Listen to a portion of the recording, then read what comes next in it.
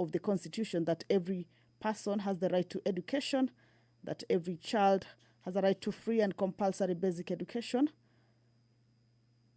And in this particular motion, the Honorable member will be seeking to have the House, or urges the House, that the government, through the Ministry of Education, in collaboration with the relevant stakeholders, undertake a comprehensive overhaul of the education bursary system with a view to collapse all bursary schemes and allocate the funds to the State Department of Education for the provision of free basic education through capitation to be directly remitted to schools. This motion, debate on it already started on the floor of the House, and this morning it will be a resumption after it was interrupted on the Wednesday of September 25th, the year 2024, in the morning sitting. That is the Deputy Speaker of the National Assembly, Honorable Gladys Boss, already in the chambers. Allow me to hand you over to this live broadcast brought to you by PBU in partnership with KBC. My name is Kamche Menza. Good morning. Honorable members, let us pray. Almighty God, who in your wisdom and goodness have appointed the offices of leaders and parliaments for the welfare of society and the just government of the people, we beseech you to behold with your abundant favor as your servants whom you have been pleased to call to the performance of important trusts in this republic. Let your blessings descend upon us here assembled, and grant that we treat and consider all matters that shall come under our deliberation in so just and faithful a manner as to promote your honor and glory, and to advance the peace, prosperity, and welfare of our country and of those whose interest you have committed to our charge. Amen.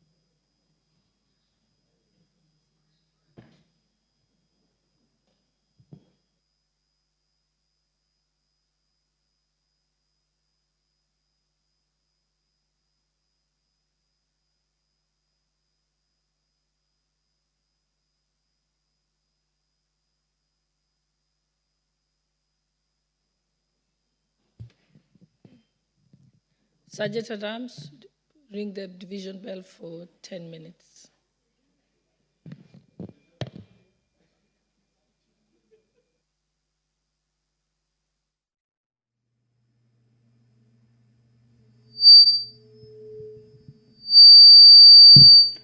The quorum bell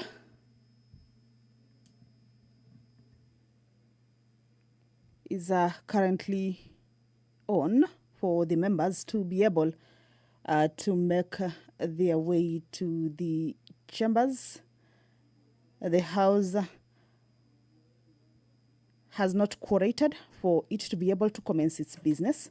This is pursuant to the House Standing Order number 34, that at least 50 members should be inside the chambers, seated inside the chambers for the House to commence its business. And if that quorum is not achieved or present after the prayer is said and the chair taken, then that will necessitate that particular quorum bell. Those are members making their way into the chambers. Once that quorum is achieved, then the business will right away begin. Sergeant at Arms are also keeping tabs with the numbers as the members are making their way into the chambers. And once that quorum is achieved, then they will be able to alert the clerk, and the speaker will call the House to order for the House to commence the business. Back to what the members will be transacting this morning. The motion on the Comprehensive Forum of Education bursary schemes to ensure free basic education in Kenya is a business that will be transacted this morning With that debate resuming, the Honourable Member for Nairobi County, Esther Passaris, in this motion cites that bursaries play a vital role in supplementing funding for enhancing access to education, particularly for students from disadvantaged backgrounds, and contributes to the realization of universal basic education. That various education bursaries exist in the country, including ward-based level bursary, county government's bursary, National Government Constituency Development Fund, commonly referred to as NGCDF, the National Government Affirmative Action Fund, commonly referred to as NGAF, and the Presidential Secondary School Bursary, PSSB. That the evolution of bursary schemes from centralized to community-based administration aimed to enhance educational schemes, aimed to enhance educational access, equity, and responsiveness to local needs. Concerned that despite these efforts, the current bursary system faces numerous challenges, including lack of standardized and transparent selection criteria, delay in disbursement of funds, and insufficient coverage of education costs, leading to gaps in support. It is from that those concerns that the Honourable Member will be seeking to have the House urge the government to undertake a comprehensive overhaul of the education bursary system with a view to collapse all bursary schemes and allocate the funds to the State Department of Education for provision of free basic education through capitation to be directly remitted to schools. The members will also resume debate on the establishment of a science museum. This is a motion by the Honourable Member John Kiarie, and a debate on this motion also already kicked off on the floor of the House. This morning's business on this particular motion will be a resumption of a debate that was interrupted on Wednesday, October 2nd, the year 2024, during the morning sitting.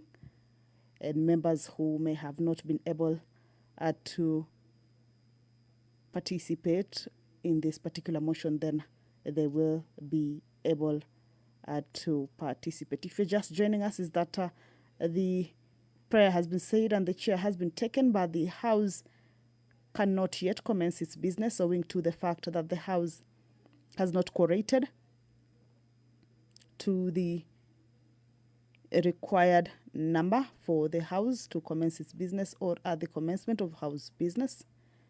At least 50 members should be inside the chambers. And if that quorum bell is on, then that clearly indicates that there are no 50 members inside the chambers, and we're still waiting for that number to be achieved. That is the entrance of the chambers. Members are expected to be walking into the chamber. Once that quorum is achieved, that is Honourable Emmanuel Wangwe making his way into the chambers. Just a few more members needed for the House to attain that particular quorum, and then the House will, without any further delay, commence. The establishment of a science museum motion this morning will resume a debate, and this is in cognizance of the provisions of articles of the Constitution that provide that the government shall recognize the role of science and indigenous technologies in the development of the nation. That Vision 2030 provides for the integration of information, communication, and technology in the country's transformative agenda. Also, there exists no science museum for consolidating indigenous scientific and technological innovations, training, and research purposes in the East African region.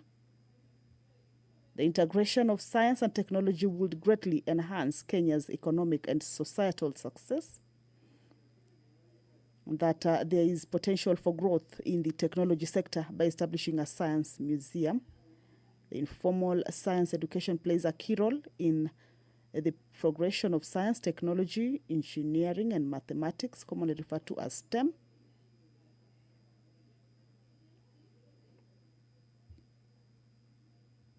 The Sergeant at Arms indicating that waiting for about 4 members. That is Honorable Naomi Wako. At this point, she needs to be whipping the members to be able to make their way to the chambers for the House to be able to commence its business this morning.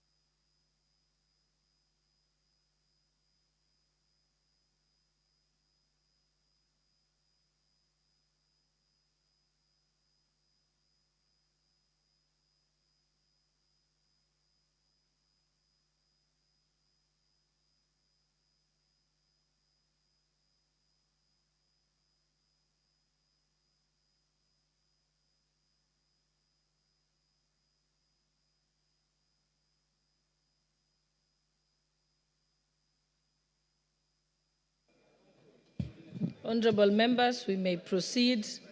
Sergeant at Arms, you can stop the bell. First order. Order number 1, administration of oath. Order number 2, communication from the chair. Order number 3, messages. Order number 4, petitions. Order number 5, papers.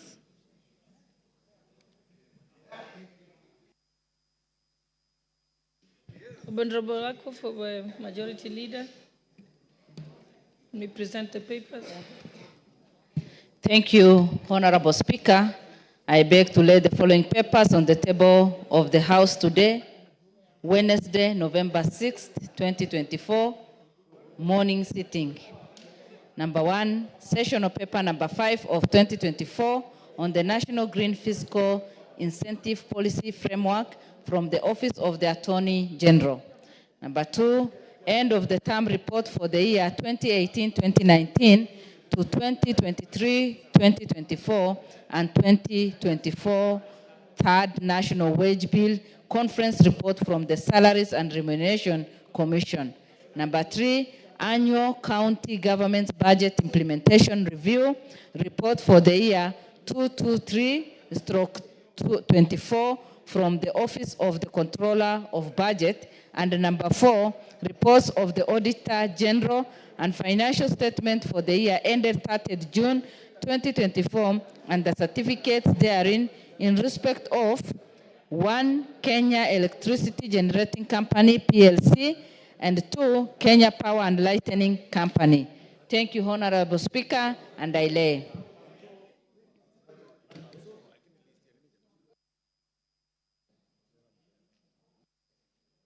Next order. Order number 6, notices of motion. Order number 7, questions and statements.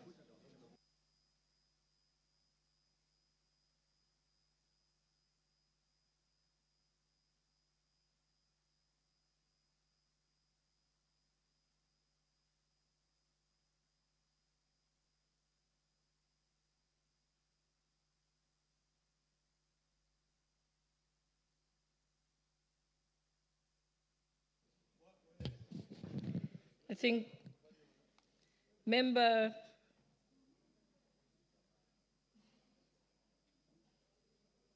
the following statements are supposed to be responded to by the Chairperson, Administration and Internal Security.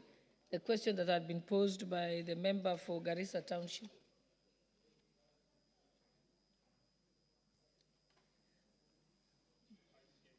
Vice Chair is here. Honorable Russell, you may proceed. Thank you very much, Madam Speaker. Madam Speaker, I wish to respond to a request for a statement regarding abduction of persons in Garissa Township. Honorable Speaker, pursuant to provision of Standing Order 44-2C, I rise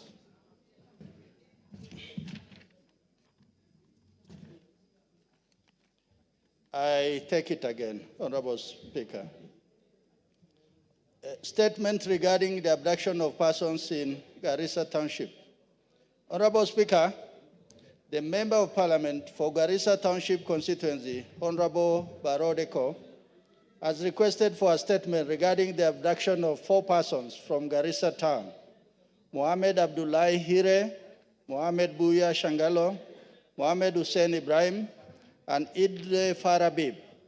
The Honorable Member of Parliament alleged that the 4 were abducted by police officers cracking down on terror suspects, and particularly requested to be informed the circumstances that led to the abduction of the 4 persons, place where the 4 missing persons are held, and the status of investigation into their respective cases, and measures the government has put in place to ensure that counter-terrorism initiatives are carried out in strict compliance with the law.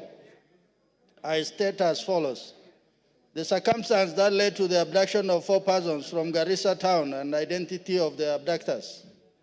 Honorable Speaker, the disappearance of the following 3 persons was reported at Garissa Police Station: Mohamed Abdullahi Hire, Vide OB number 101-29-07-2024. Mohamed Hussein Ibrahim, OB number 98-30-07-2024. And Idle Farabib, OB number 46-30-07-2024. All these 3 reported cases are under investigation by DCI. The circumstances surrounding the abduction is not yet known.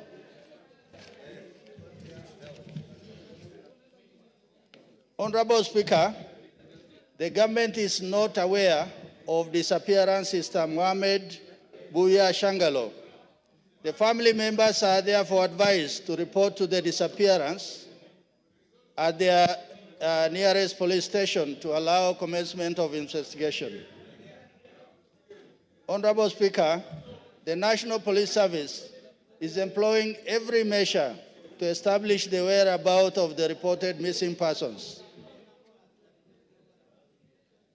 3, the measures the government has put in place to ensure that counter-terrorism initiatives are carried out in strict compliance with the law and international human rights standards.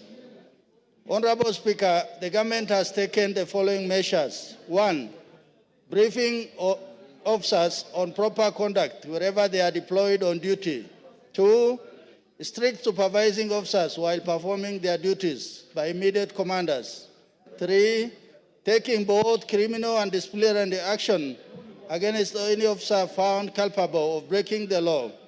4, encouraging the civilians to report any misconduct of police through the National Police Service toll-free number, Fichua kwa DCI, as well as oversight authorities such as the Independence Police Oversight Authority and the Internal Affairs Unit.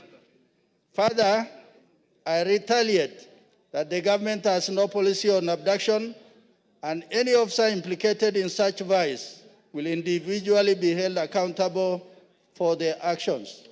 Honorable Speaker, I beg to respond. Thank you, Honorable Russell. On behalf of the Chairperson for Administration and Internal Security, Member for Garissa Township, you have any response to it? Thank you, Madam Speaker. I have heard the response from the Internal Security Committee Chair, and I want to report to this House that I do not believe or trust the information that the Honorable Member has given the Chair to be the factual thing. We have always said, Madam Chair, that we get the answers we get from the ministries and departments are such that they are drawn from their computer labs, computer desktops, and nothing reported from the ground. Because one of the victims that we are talking about, Madam Speaker, Mohamed Abdullahi Hire, has reported since and has been found the day after I gave that statement. And in the response that we got this morning is that he's still missing. It just shows you that, Madam Speaker, this investigation or response is not what is actually on the ground. And one Mohammed Shangolo, who is reported, whom has the chairman who has said just now that he has not reported or is not reported as a missing person with the police station. The police have that information, and it is recorded because they were abducted on the same day, and they were reported to be missing on the same day by the same people, or the same people who went to the police station have reported all of them missing. The fact that the chair of the committee has come and said he's not been reported missing, and one is still missing who has already been found or who has since been found, is very unfortunate. Madam Speaker, I think we need to take this matter very seriously, and the committee chairmen to give us the right information that we need. Thank you, Madam Speaker. Honorable Raso, have you noted that?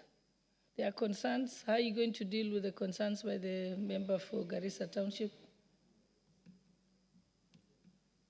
Thank you very much, Honorable Speaker.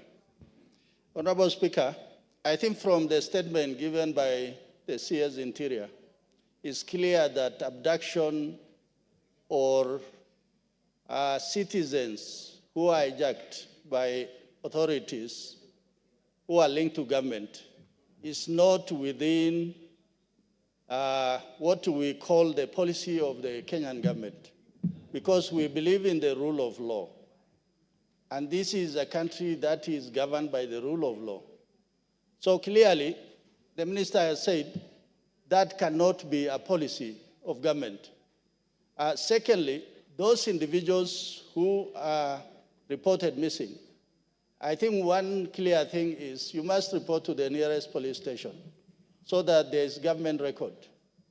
Thirdly, the committee yesterday met with IPOA and also Kenya National Commission of Human Rights, addressing the same issues of abductions and missing persons. Thirdly, tomorrow we are meeting with the National Police Service, actually to highlight the same cases and what the National Police should do if indeed it is them who are involved. Thank you, Honorable Speaker.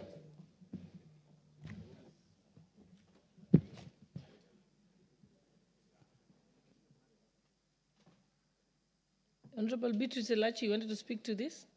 Okay. Thank you. We can move to the next question. The next response by the Honorable Member for the Chairperson of the Agriculture and Livestock and Development Committee to respond to the question by the Member for Gishugu, Honorable Gichumu. Who is speaking on behalf of the Agriculture? The chairperson is not present.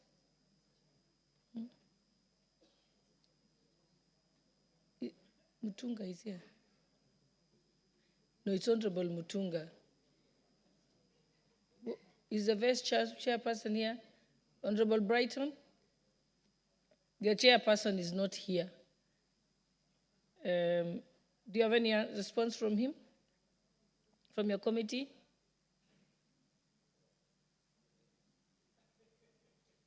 Obviously, it's come to you as a surprise, so it's not happening. So I think we can pass that. And I think the substantive speaker had made it very clear that chairperson should be present.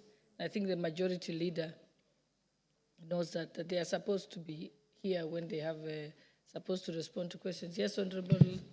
Our chairperson is out of the country, but we will respond if you give us a chance in the afternoon session. Yes, but you know, if the chairperson is not present, then there is a vice chairperson or other members of the committee. So that is not, I think you must express the displeasure of the House to your chairperson, because he can delegate it to either the vice chair or a member of the committee. Thank you. Yes, Honorable Ruko. Honorable Speaker, I think that's why it is important to talk to the leadership of this House, that the chairmen or the chairpersons who are not taking their responsibility seriously, they are failing this House and they are failing Kenyans. And I think it is high time some of these committees are reconstituted afresh so that we can be able to see chairmen sitting here taking the matters of Kenyans seriously. Thank you, Honorable Speaker. Thank you. We can move to the next response to the statement by the Honorable Sarah Korore against the Agriculture and Livestock and Development Committee. Again, there is no response, and the chairperson is not present, so we can proceed. Yes, your point of order, Honorable Makali Mulu. Honorable Speaker, I think from what you are saying from your seat in terms of the absence of the chairperson of Agriculture, I'm wondering, was this information communicated? Was the committee aware that these statements are supposed to be responded to? Because you might be blaming the chair, maybe because every committee has a chair and has a vice chair. I'm not sure that the chair is out of the country and the vice chair is out of the country. Was the communication also sent to them before we blame them, Honorable Speaker? Thank you. Usually, the moment a question is asked, it is immediately transmitted to the relevant government department or ministry. And then thereafter, the response is sent and marked to the committee. So the committee clerk would be aware, who would make the chairperson aware. And if the chairperson is not present, any other member can read the response, because the response would be available. So either the response never came at all from the ministry, or if it did, then it hasn't been given to other members of the committee in the absence of the chair. But I think, Honorable Brighton, we can task you with the responsibility to find out from the clerk whether the response has been given and whether the question was in fact sent out. And yes, thank you. Yes, what's your point of order, Honorable Kibagen? Chair, Honorable Bissau, not Kibagendi. Sorry, Honorable Bissau Kakai. I think our performance is deteriorating. We had an issue yesterday by Honorable Yusuf Adan, a very important discussion or tabling of a report on cohesion. And being the chair, he didn't have even a single member to second what he was presenting. So there are situations also where we have the chair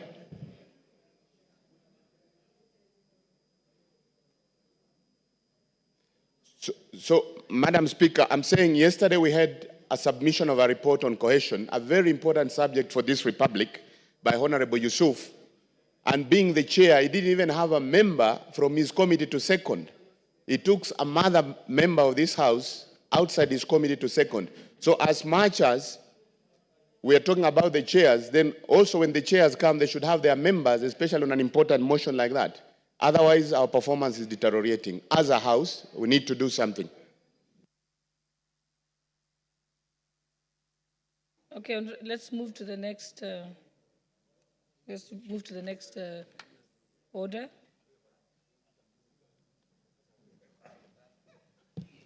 Order number 8, motion, comprehensive reform of education bursary schemes to ensure free basic education in Kenya. Resumption of debate.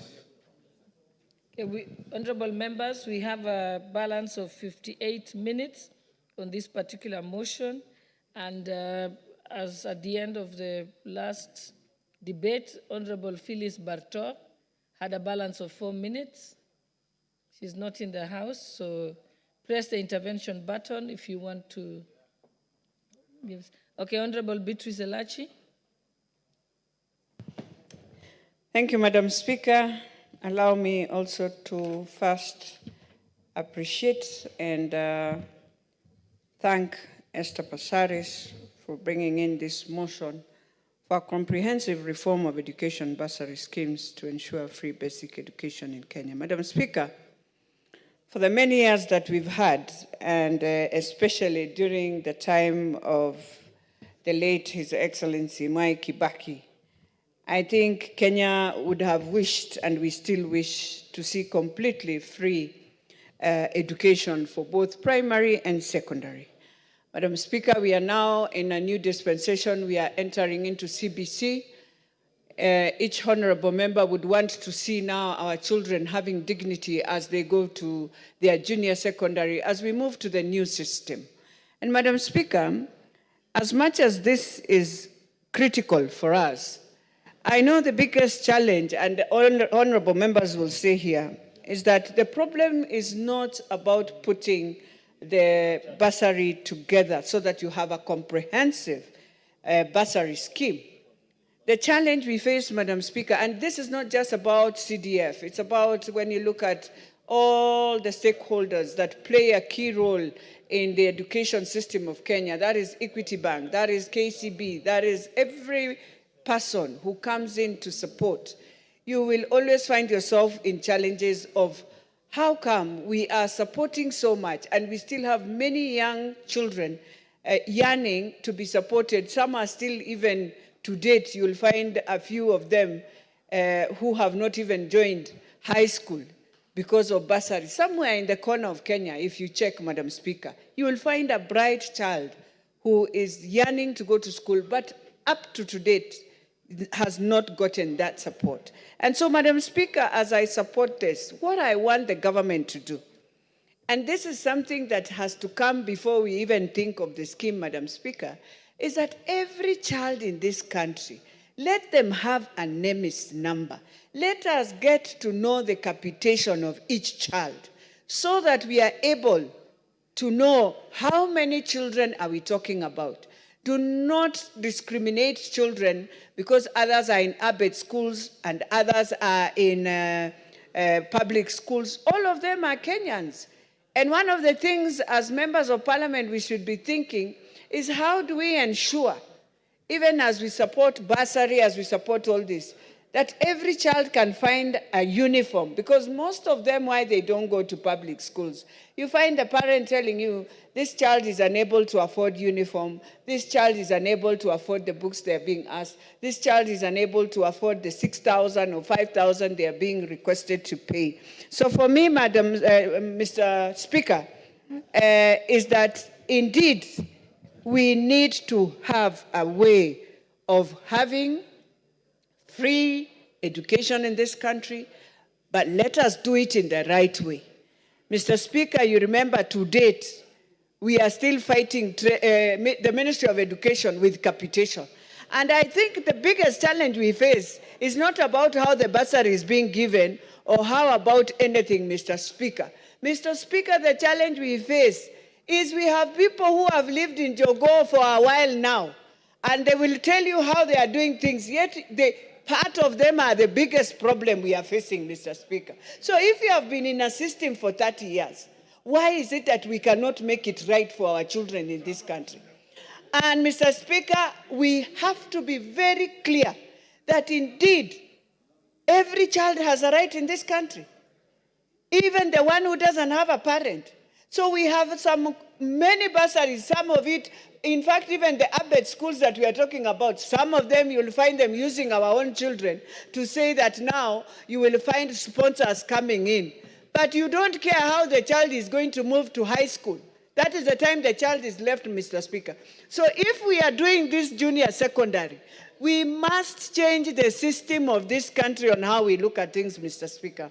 That indeed, I saw the other day, Kupet now. You see, when you find ourselves, Mr. Speaker, fighting that Kupet must be somewhere so that they continue having numbers of union, and the children themselves, when they close school, they don't even have food. Those are the things this House should not allow. We are not here to make our children and teachers to be unions.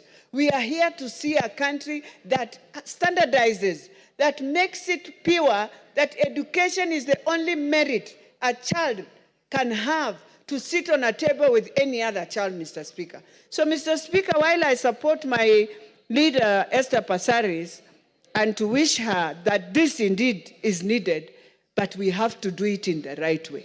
Before we do anything on this, let every child have, now they are moving it from NEMIS to chemist. So let every child have a chemist number. In January, let this matter of birth certificates be stopped completely. The same way we are trying to give Form 4s the IDs in school. Let the Ministry of Migration that deals with the identification of birth certificates, death certificates, go and sit in every school to ensure every child has a birth certificate.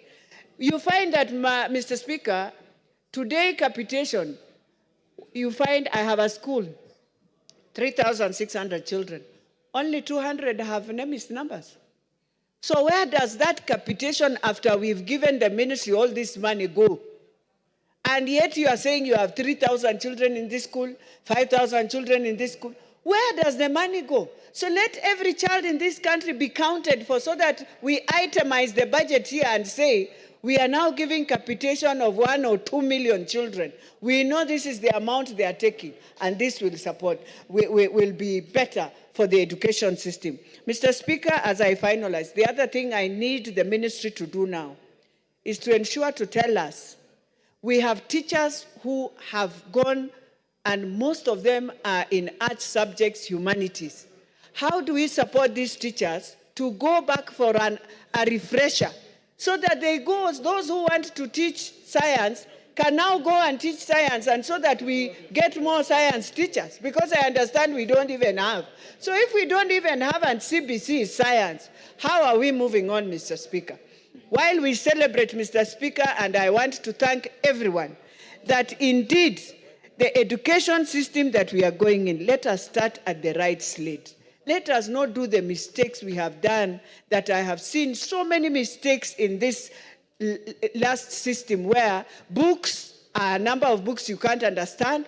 Parents today, they wake up today, they are supposed to do this. And also, Mr. Speaker, why can't we look in our secondaries? Because I can see many secondaries saying, oh, we have lacked fees, parents are crying. But there is that standard of school fees.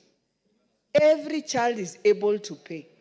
And if a school is able to run with that amount, Mr. Speaker, why is it that you'll force a school to have school fees 25,000, yet you know very well most parents are paying 16,000? Why can the ministry look at that and standardize where you know parents are able to pay, so that schools do not have pending, yet they are able to move until they... So you even wonder, is it viable? What is viable is what we need to use, Mr. Speaker. What is viable? And this is something the ministry should help us. Another thing that the ministry should look at, you cannot tell me where, for example, in Nairobi, so I have, yes, 24 schools, but nearly how many students are there? Beyond 40,000, 50,000. So you can't tell me, because I have those, you now start giving me a capitation of building classrooms because of the numbers of school I have. It is wrong. You should be looking at the numbers of students I have. And this is one thing we should be pushing. And I understand we have 6,500 schools with less than 100 students. I mean, honestly, honorable members, even us, we should question ourselves. We did wrong to build more schools, yet we don't have enough teachers, we don't have enough students, and yet you have spent money, and now you are supposed to ensure this school is sustainable. So, Mr. Speaker, as I finalize, I want to really thank the Americans for voting in Trump to finish the culture of what our children have been crying for, a culture that is not our culture, and now America has awakened itself. Thank you, Mr. Speaker.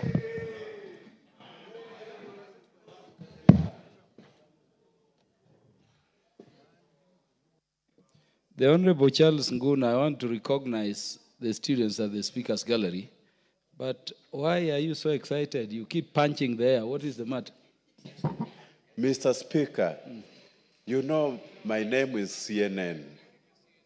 And then CNN, CNN, I know CNN and you, Mr. Speaker, you supported Donald Trump to win the elections. And I want to bring the breaking news to the House that Donald Trump is the president of the United States of America. So congratulations to him, and that is why I am excited.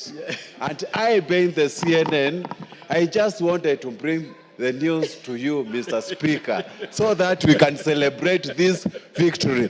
Thank you, Mr. Speaker, for this opportunity. Very interesting. Yeah, I see the chair of the ICT committee contesting. But honorable members, let me recognize the students from Starehe Boys Center and Regis School, Runda, who are seated at the speaker's gallery.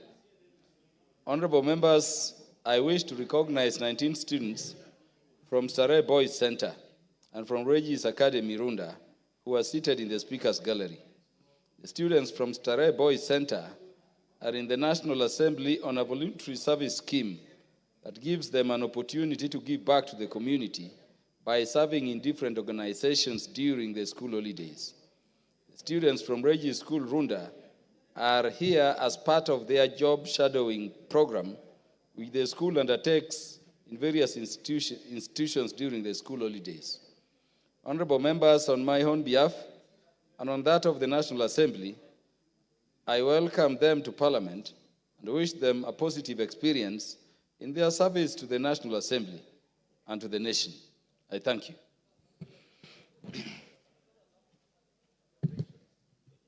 The Honorable Nabi Nabwera, MP for Lugari. Thank you, Mr. Speaker. First, I want to associate myself with the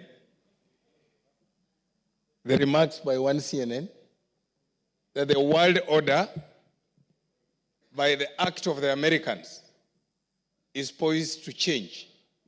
That I'm excited that the war in the Middle East will end.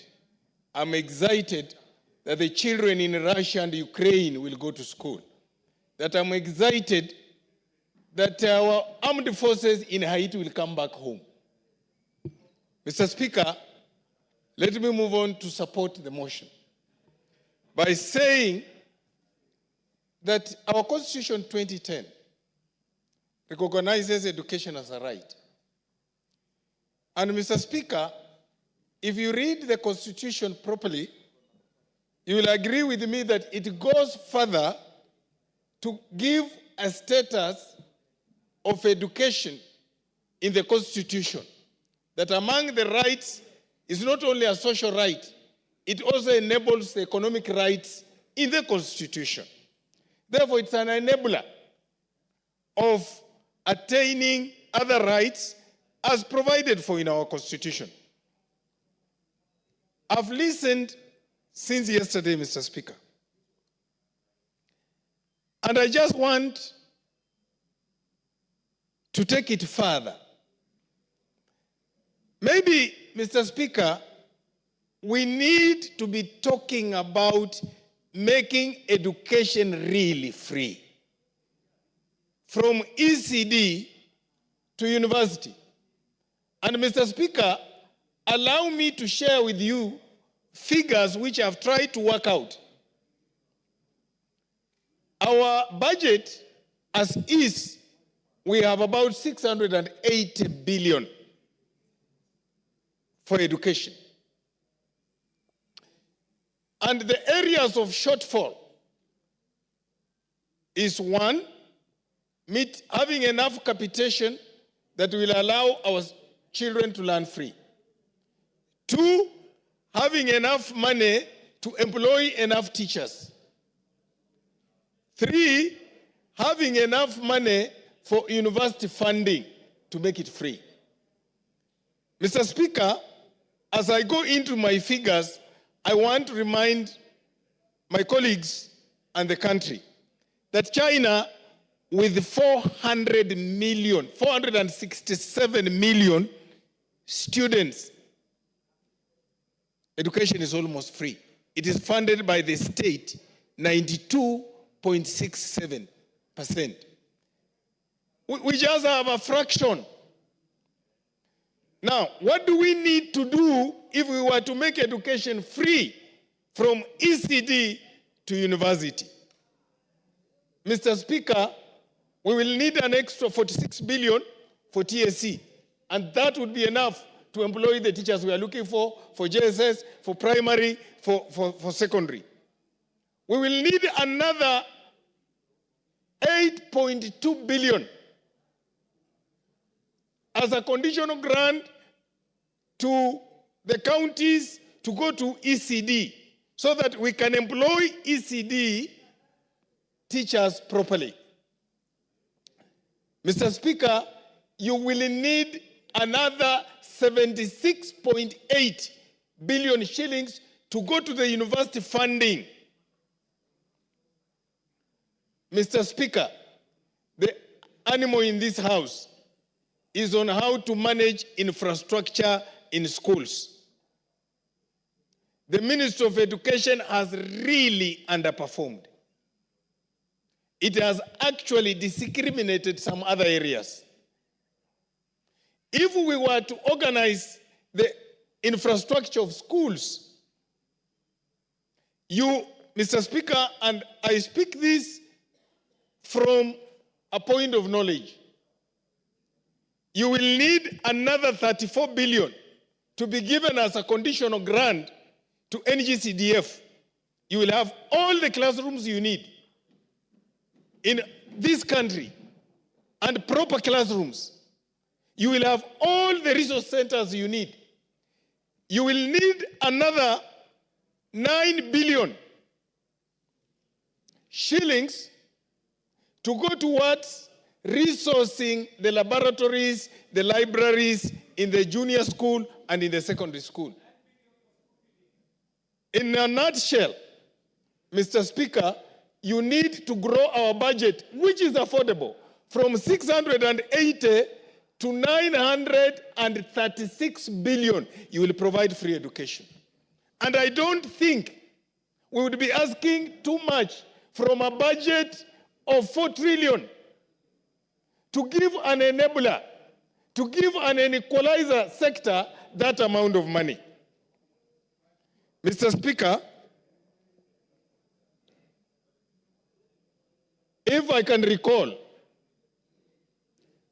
this country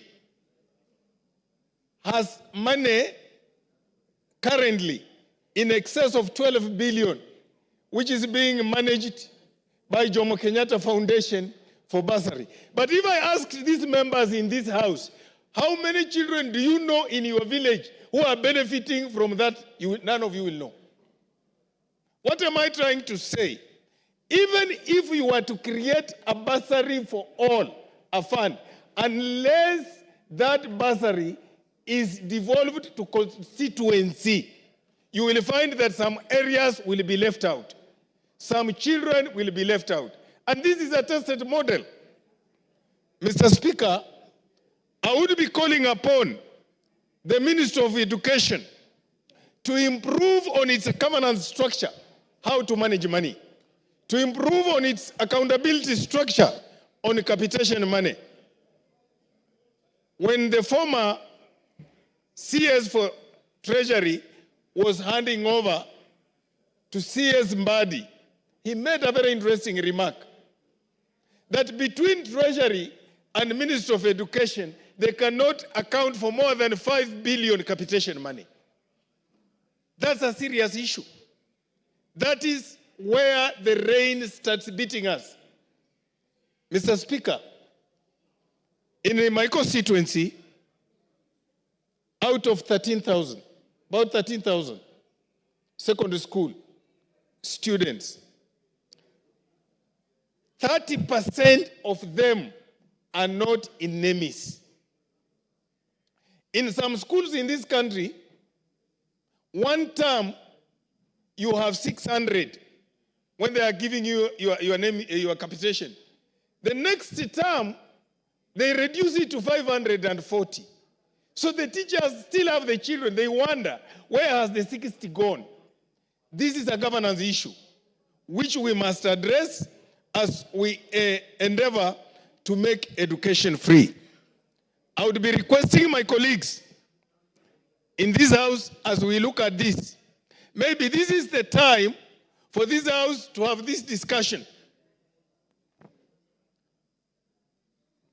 That in a budget of 4 trillion, is it not the right time we reconfigured the way we do budget so that we budget for 1 billion per constituency? 1 billion per constituency, and then we reposit that money in the various ministries, in water, in energy. But I know my constituency has my 1 billion. When I want to do roads, all I need is to sit with the community, we do a plan, we take it to where it is. I request my colleagues, as we go into the new budget cycle, we should be talking about 1 billion for one constituency. Thank you, Mr. Speaker.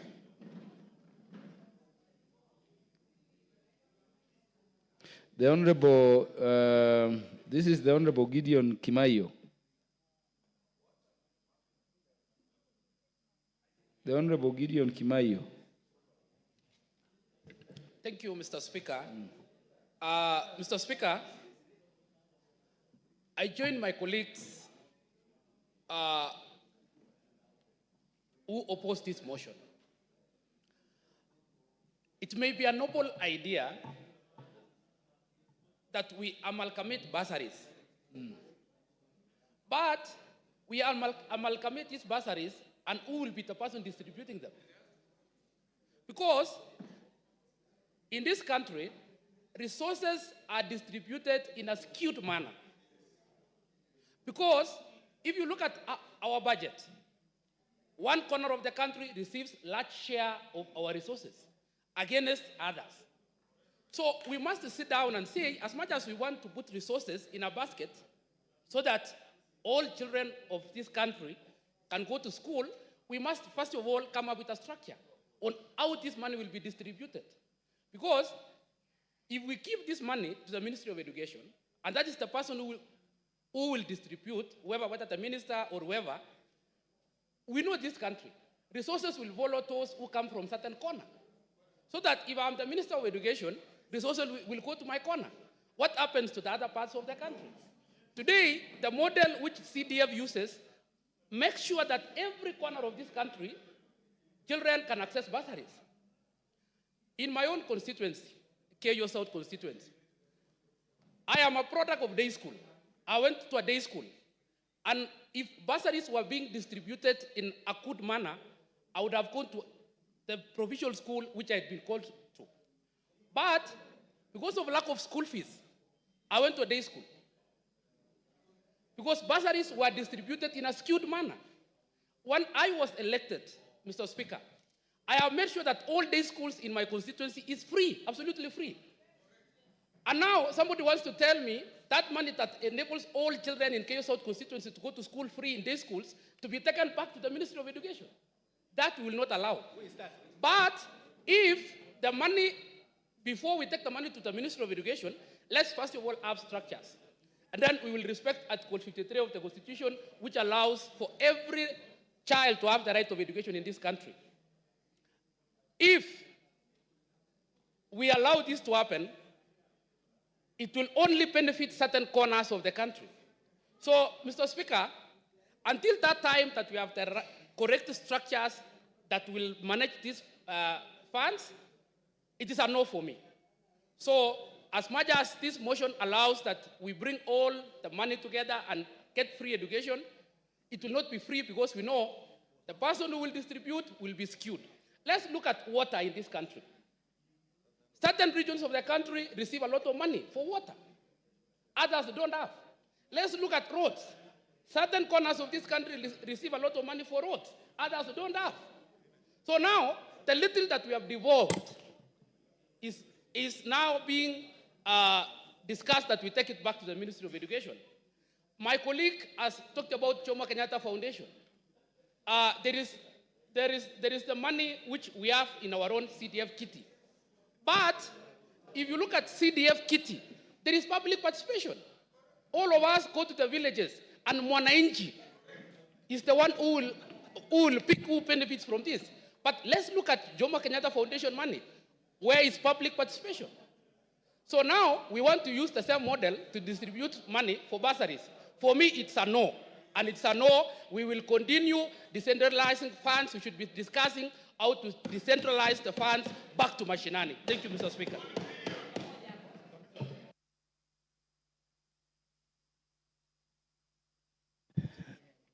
The Honorable Makali Mulu, because of rank, have you spoken to this? Not yet. Yeah, proceed. Who says I've spoken?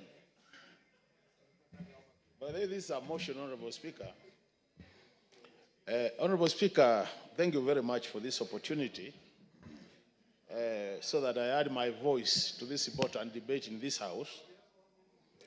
But as I do that, Honorable Speaker, I think we need to have what we call a fact sheet. Honorable Speaker, we know in this country we have quite a number of bursary schemes. We have what we call the presidential bursary scheme. We have the MP's bursary. We have the county government bursary. We have NGO's bursary. And there are so many bursaries flying all over the country. And I think what this motion is trying to propose is that if we consolidated these bursaries into one basket, more likely we'll be able to give bursaries to all the needy students in the country. But Honorable Speaker, I think we need to do much more than just this motion in terms of getting the statistics right. I'm not sure whether anybody in this country has sat down and done a summation of all the bursaries we are discussing and found out how much do they total to.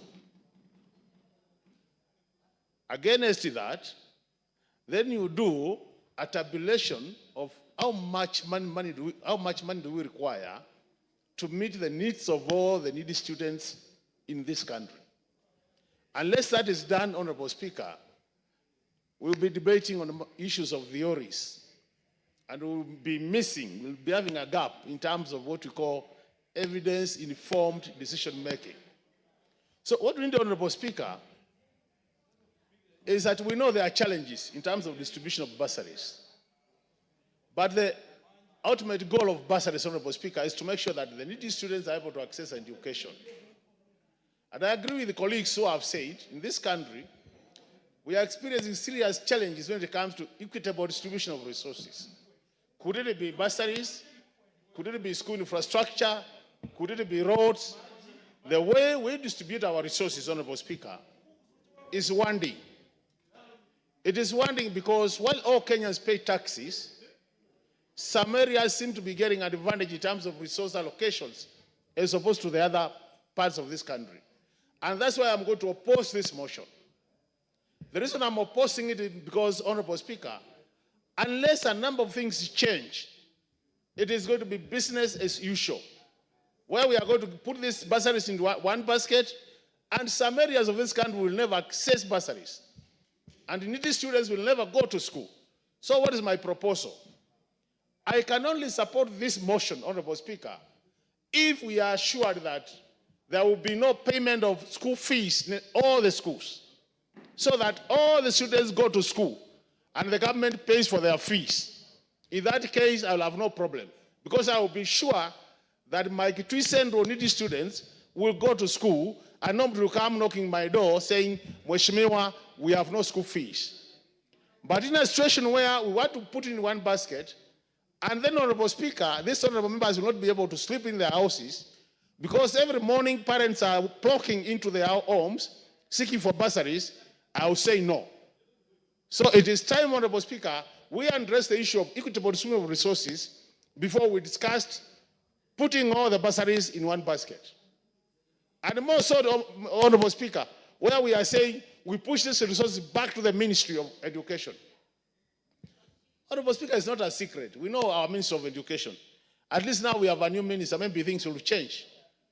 But if history is anything to go by, Honorable Speaker, we can't trust the Minister of Education in terms of resource allocation and distribution. issues of equity have been wanting in that ministry. And unless we are assured of those issues, Honorable Speaker, I say no to this motion. So, I would be requesting my friend, Honorable Passaris, to convince me, and more so the House, that once we concentrate these bursaries, Honorable Speaker, to one basket, that all the needy students in this country will have access to bursaries without discrimination and without saying, this region did not vote for us, or this region voted for us. If we are assured of that, I'll be the first one to say yes to this motion. But for now, Honorable Speaker, I want to say I'm opposing it. And I would urge honorable members who care about these students in this country to oppose this motion, so that once we get the things right, we will approve it at the later date. Thank you, Honorable Speaker. Yeah, honorable members, we have barely 16 minutes to the end of this debate. I want to ask those members who are going to get a chance to speak to reduce, just make your point on this matter. I know I cannot reduce it at this stage, the speaking time, but just conscript so that as many as possible are able to speak in that time. The Honorable Rindikiri Mugambi will be followed by the Honorable Richard Yegon, then the Deputy Majority Leader will be followed by the Honorable Karoli Omondi. In that order, proceed. I want to thank you, Mr. Speaker. This is a very emotive issue. Mr. Speaker, I outright say I oppose this motion, and I join my colleagues who have brought it very clear that this motion was not brought in with the correct evidence as to how we should do it. Mr. Speaker, I know, and I issue this statement, that this motion was brought in after the failures of the university funding. It was brought because of biasness that we have witnessed in disbursement of education funds. Mr. Speaker, I would say putting the bursaries in one basket will not solve the problem of education in this country. Why? Mr. Speaker, we have challenges in our curriculum. Mr. Speaker, even if we give bursary, when the curriculum is not very clear, we still not obeying the dictations of the Article 33. Mr. Speaker, we have the problem of funding of schools in this country. Even if we put money, bursary in one basket, we will not solve the problem of feeding of our children in this country.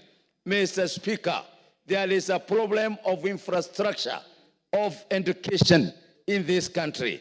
Mr. Speaker, you realize there are some schools which are more developed than other schools. There are schools which are given millions and millions of shillings in broad daylight, Mr. Speaker. Even if we put bursary in one basket, we will not solve the problem where the schools are poor infrastructure.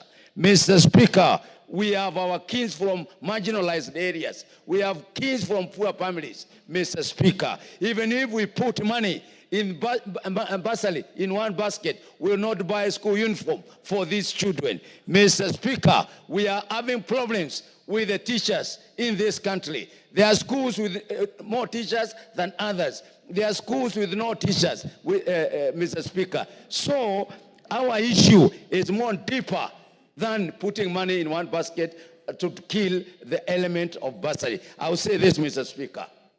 Bursary intention was to fill the gap that was noticed at the rural areas, Mr. Speaker. Areas of marginalized, Mr. Speaker, where the schools were, parents were disadvantaged. I don't see putting money in one basket will really solve that problem. The reason why CDF is very successful is these honorable members are the ones who are very close to the families in the rural areas, Mr. Speaker. We have just come from a situation where we have a problem with the university funding, where poor families are being put in band 3 or 4, paying more money than students from very rich areas, Mr. Speaker. Putting money in one basket will not solve that problem. What we are saying as honorable members is this. Let's leave the CDF to manipulate to focus on those poor areas, poor families, poor successful students who we have created doctors. I'm so humbled. Bode constituency, we have created doctors from bursaries. People who could not have an opportunity in this country to go up the education ladder. Mr. Speaker, we cannot kill CDF. We will not kill the bursary through CDF. If the failures in the other institutions, let them sort out their problem. CDF is working. The bursaries through national government CDF fund is working. This motion was not brought in good faith. This is what I call popularist motion. Coming the time when you have just graduated from GC, Gen C, coming from where we are having problem with university funding. No, this is not a motion that is, CDF is something that parents are going to resist in this country. So I pity the move of this motion because the parents are calling us and they are saying we should not kill bursaries through national CDF. I thank you, Mr. Speaker. I support that we oppose this motion in totality. Thank you. The Honorable, it was the Honorable Yegon. Can you do 2 or 3 minutes so that we cover as many members as possible? Thank you very much, Mr. Speaker, for this opportunity. I would also like to weigh in this matter, which is very emotive, and I would like to say that, Mr. Speaker, we have been a very long time watch how the CDF has distributed the bursaries to the students and the pupils of this country. This motion from the onset, I want to say, maybe it had some good intention, but the way it has been grafted, I'm not going to support this motion. We need to discuss in depth and make sure that the monies which is going to go as bursaries should be consolidated and made sure that all the students in this country and the pupils go through free primary and secondary education and even the university education. And if that is going to go that way, and we are assured, this is what I'm going to support. I'm going to support that. And in any other things which we want to say, take everything to the Ministry of Education. We have seen what Ministry of Education has done. And there has been no leverage and distribution in an equitable manner where we find throughout the country, each and every region is getting the money required for all the students. We have students who are coming from the poor families, and as we said, as it is said, education is an equalizer to the rich and the poor. I want to say that we have children who are very needy, and if we make sure that all this is made free for the students and the pupils of this country, it is going to go a long way in alleviating the issues of challenges we are facing in our various constituencies. Mr. Speaker, I would like to say that the issues of the bursaries through the presidential secondary education bursaries, the Ministry of Education capitation, which has been going on, we don't know how this, we normally have also bursaries going through the counties whereby they are not checked. You find the county governments giving out to the students, which the national government has already given out, and some others who are very needy are missing. So this double allocation of bursaries to students is very rampant at the moment, and something has to be done, and we need to address it in this House very well, Mr. Speaker. Thank you very much for this, and I rise to oppose this motion. Deputy Majority Leader. Honorable Speaker, I want to say this from the onset. I oppose this motion, and I call every member of this House to oppose this motion. This is one way of disenfranchising a whole nation and giving resources to certain regions that are politically correct. But the people in my constituency, the people in Msanganyiko, the people in, Tezo, the people, those areas that I and my team know about benefit because I am there as a member of parliament and I have a team that can reach every person. Honorable Speaker, today we make the mistake of taking this money to the Ministry of Education. We all know where this money will go. We all know where it will go. And we will not allow that, Honorable Speaker. Honorable Speaker, as a House, we have empowered many families that would not have seen education because we are there. We are the representatives of the people. We know the needy families, and we go out there to solve a problem. Honorable Speaker, there are certain schools that will not be here today functioning if it was not for NGCDF bursary. But Honorable Speaker, the ministry has a lot of money for bursary. Where does that money go? Where does that money go? Today, you actually want to take this money back to the ministry again. Honorable Speaker, that will not happen. And this House should not allow it to happen. And this motion is a defeatist motion which we must defeat in this House. And I just wish we had quorum now enough. We would take the vote so that we send a clear signal. We have no confidence and trust in the ministry to handle bursaries or any other money. And I want to ask them, Honorable Speaker, I was very surprised the other day when I went to the minister. I said, I want infrastructure money.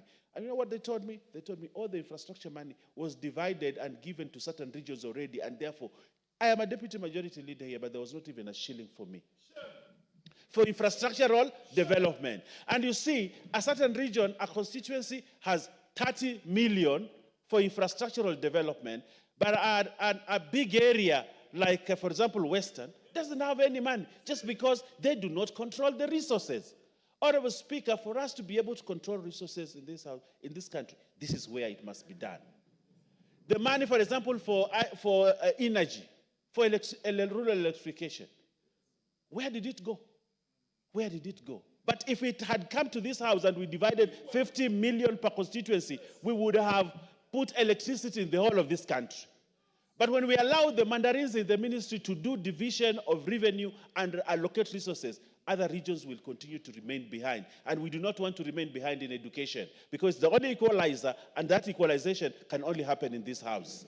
And therefore, Honorable Speaker, I oppose, and ask any other member in this House to oppose. I thank you, Honorable Speaker. The MP for Suba South.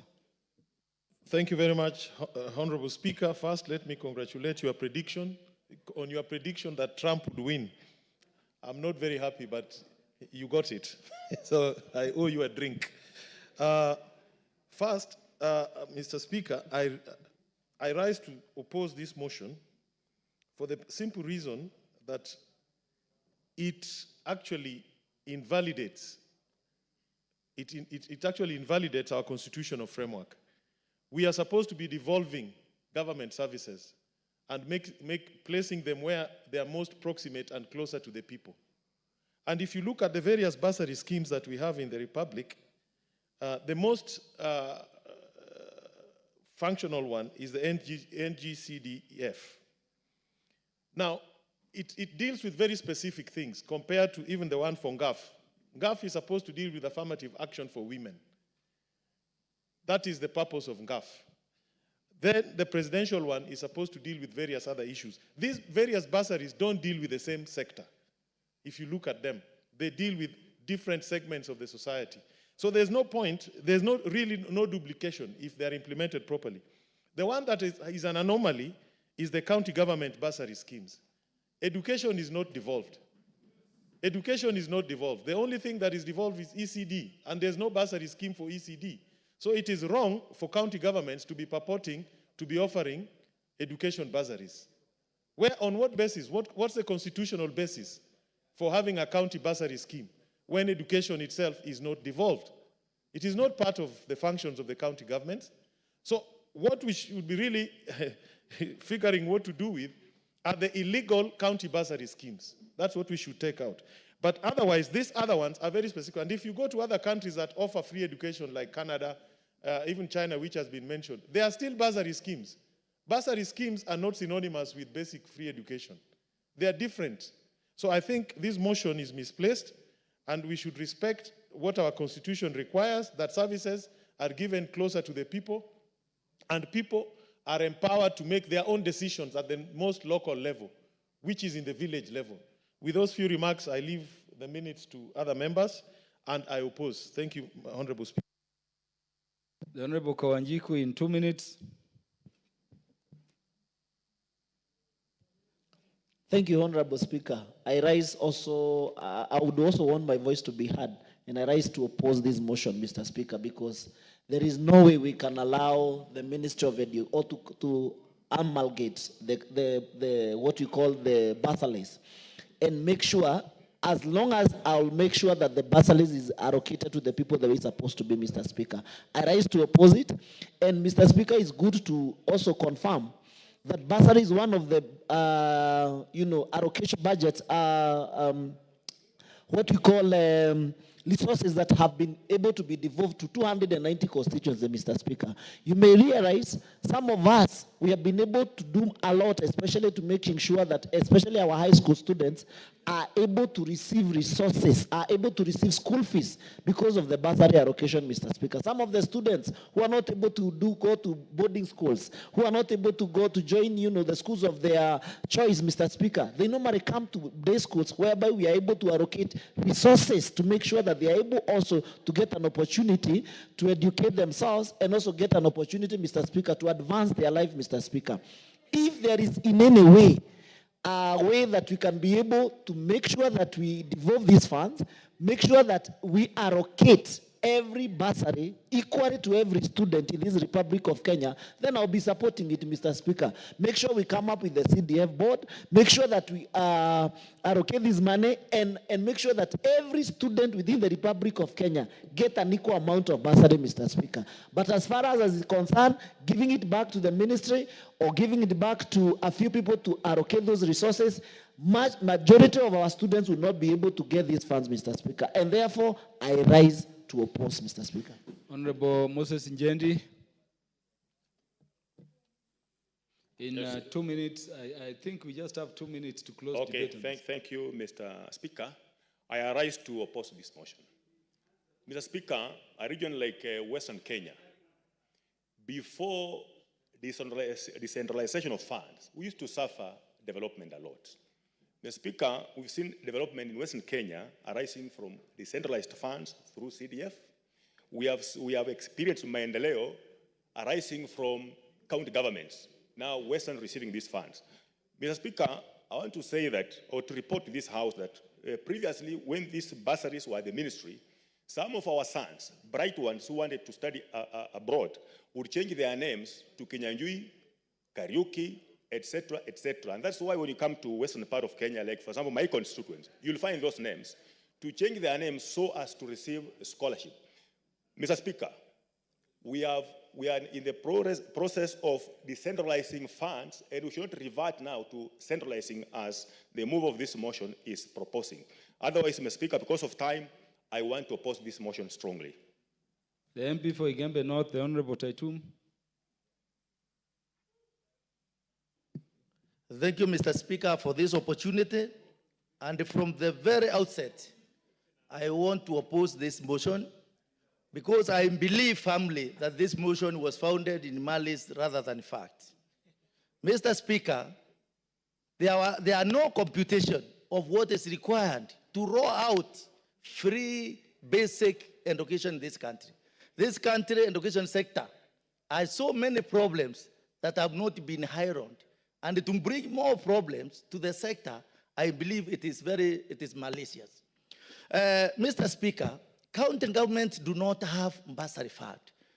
They have coined names like enhancement fund, retention fund, to make sure that they subsidize what is being given by CDF, which is anchored in law in terms of giving bursaries. Mr. Speaker, even GAF, and what is given in county government, they can refuse. If you tell them now to channel, which money are they going to channel to the ministry, and they have no kitty?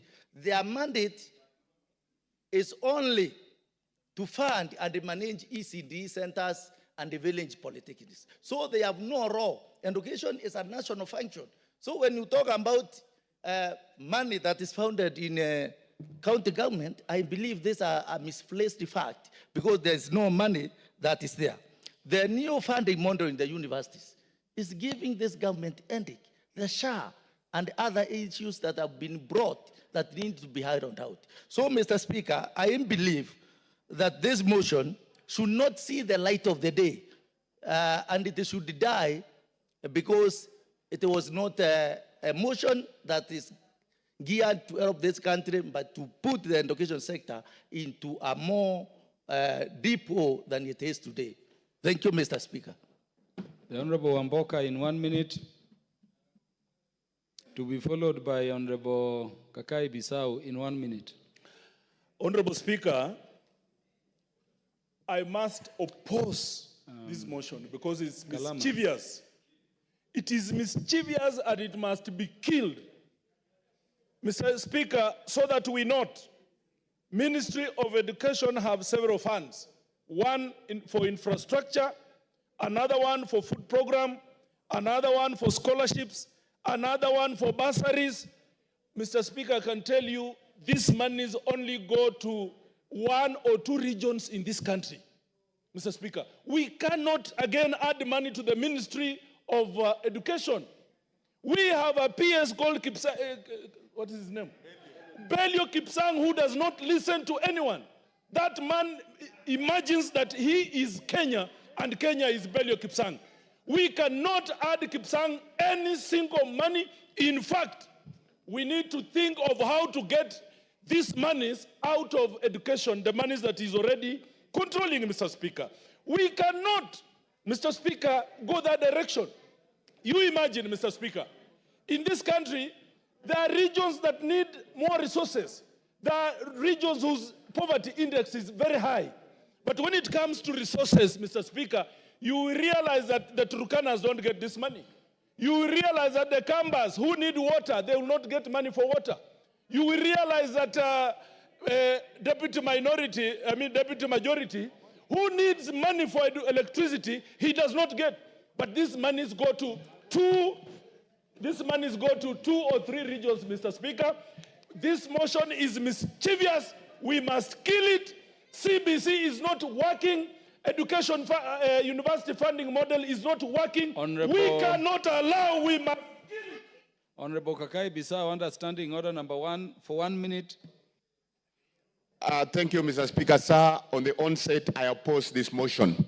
We should not start doing now reverse logistics when we need more funding on the ground. If you look at even the bursaries that have been put in the counties, they are not reaching.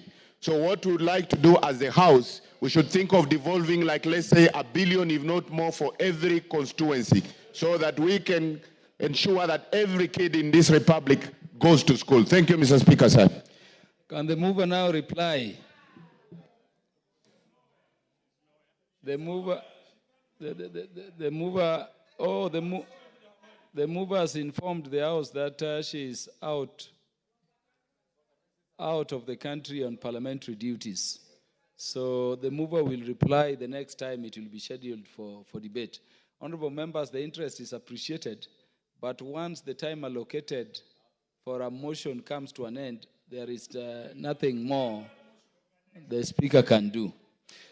We have the next motion, honorable members, the motion order number 9.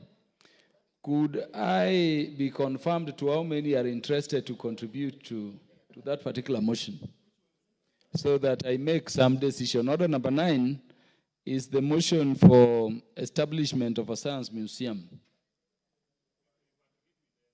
I want to make a decision whether I reorganize the order paper so that we go into the motion under order number 10, which is Committee of the Whole House on the Kenya Drugs Authority Bill, which has been pending for very long. How many members are keen to speak to motion number 9? Yeah, that means we have only 2 speaking. Only 2 are interested to speak to the motion under order number 9.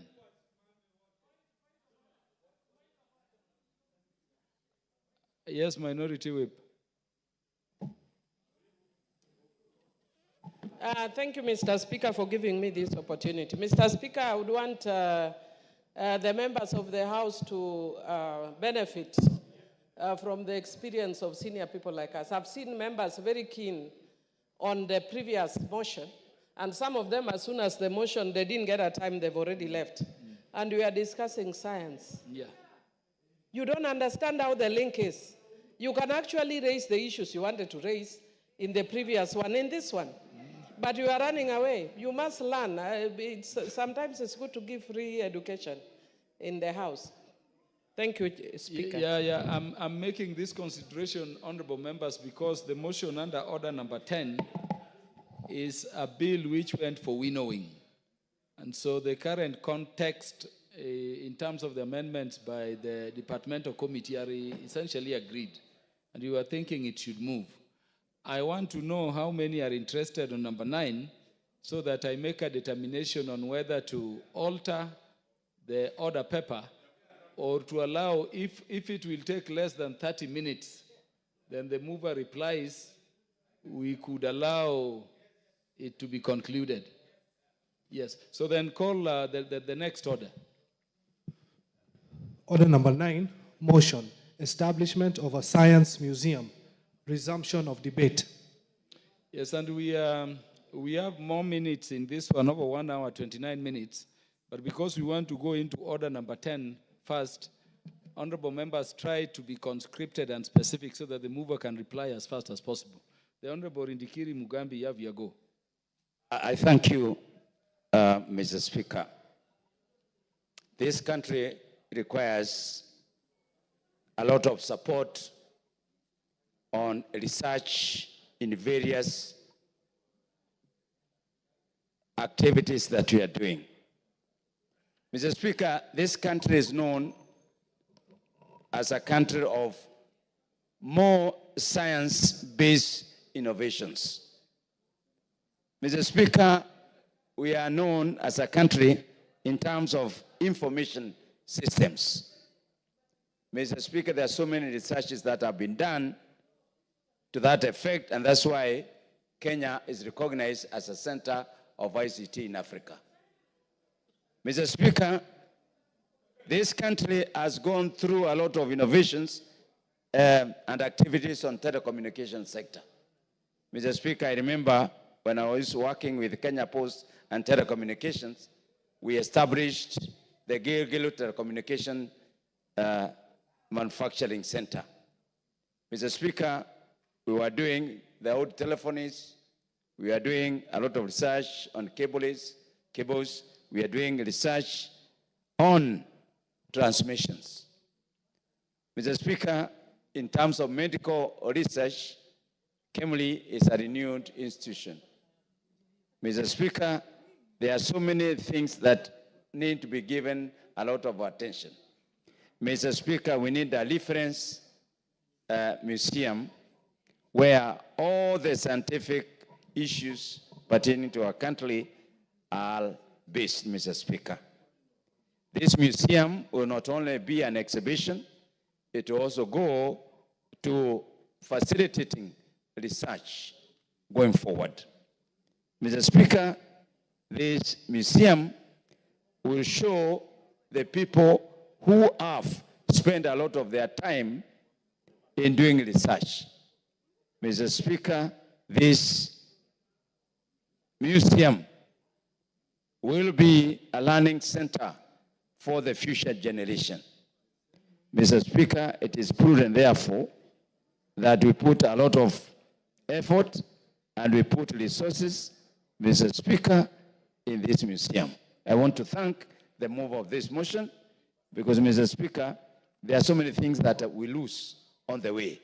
And I think we should not lose anything related to science in this country. With those few remarks, Mr. Speaker, I support. The MP for North Imenti, the Honorable Rahim Daoud. Thank you, Mr. Speaker. Mr. Speaker, first let me congratulate the mover of this motion, Honorable KJ. It's a very timely motion in the sense that we need to encourage our people to do the STEM subjects, that is science, tech, and the other subjects, because we are lacking in the science subjects, and the museum will assist in propagating new technologies, because there are many scientists within Kenya.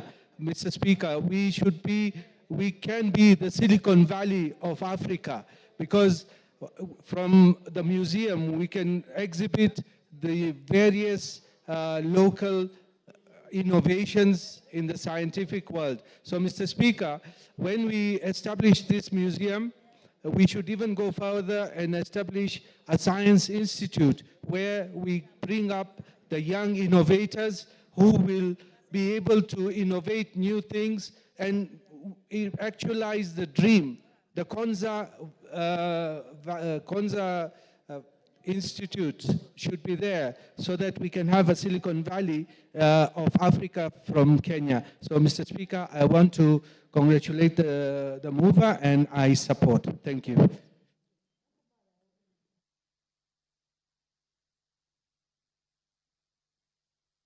Requested those who want to speak to this one to go to interventions.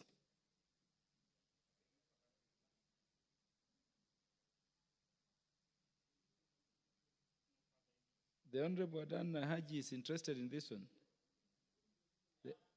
The Honorable Joseph Makilap, the Honorable Rueda Obo, the Honorable Beatrice Elachi wants to speak to this one. Please do. Yeah, so, I'm seeing only 3, and let us make the point so that the mover can reply very quickly. Thank you, Mr. Speaker, and once again, let me appreciate Honorable KJ for bringing this. Mr. Speaker, you realize modern science is what we are now, we've just been speaking, what WIP has said. We've left a motion on education, on bursary. We've left a motion where I talked about teachers who right now we even lack teachers of JSS of science. Yet we are saying CBC is more science than even arts.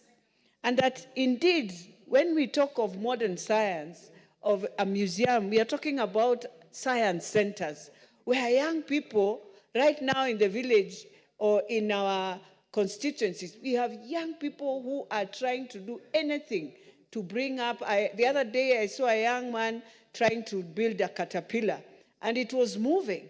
And that is science. And we don't have a place where we can now bring them to demonstrate what they have. Kipepeo is there. Every time we have children going there, and it is science, it is butterfly, yes, but beyond that, that we want to see our children getting into this subject of science, understanding that physics and chemistry in the world today, if we are talking about technology, if we are talking about ICT, if we are talking about AI, all this is science where we need science museums in this country to help indeed our children. And therefore, Mr. Speaker, as I support, all I want to say is that we must have discovery centers to help these young people.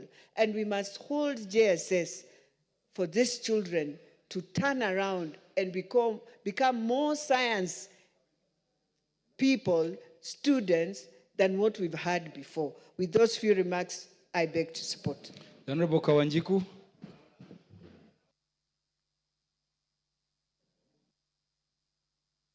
Thank you, Chair. I rise to support and also congratulate my brother, Honorable KJ, for coming up with this motion. For indeed, we really need to start thinking about the future. And I have seen it even in the UAE country, Mr. Speaker, where they are coming with the Museum of the Future. They start thinking ahead in terms of what and how our country, in terms of technology, will look like. And you allocate a certain resources for people to only think and imagine how the future will look like. But sometimes as a third world country, we find ourselves in a situation whereby we are challenged by the technology when it is already too late and when the other countries have already accommodated and aligned themselves with the technology and moving forward.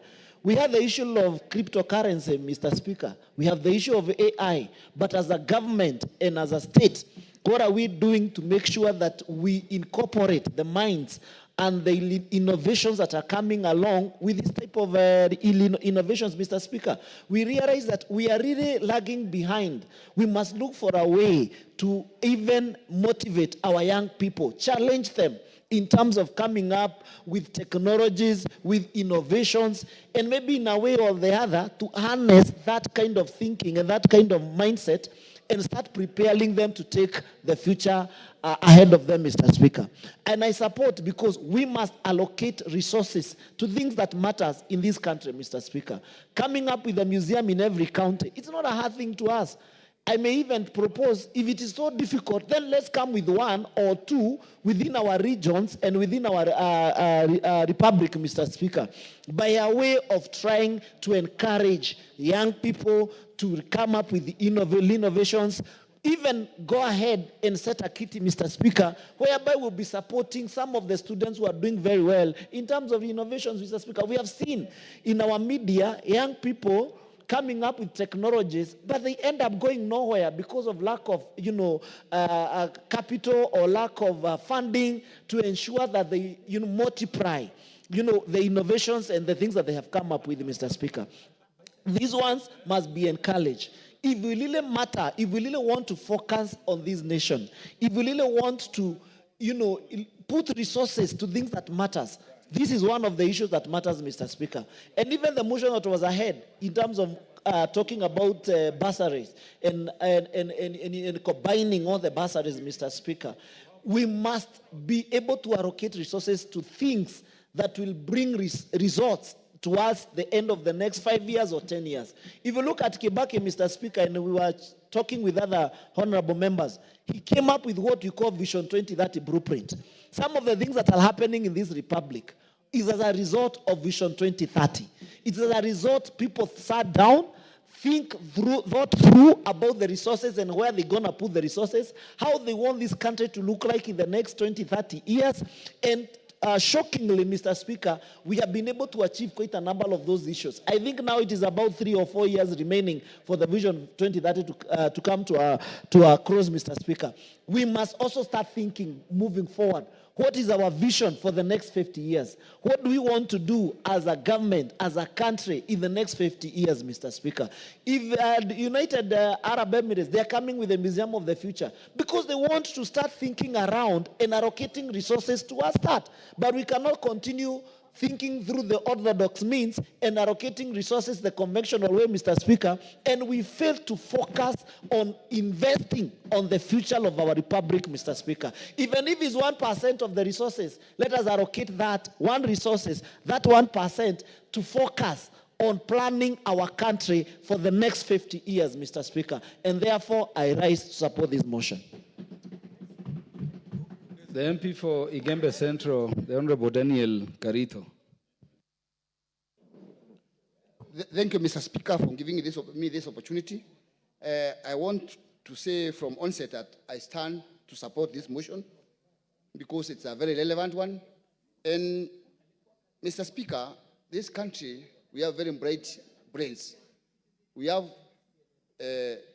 boys and girls, ladies and gentlemen from this country who can create a lot given an opportunity.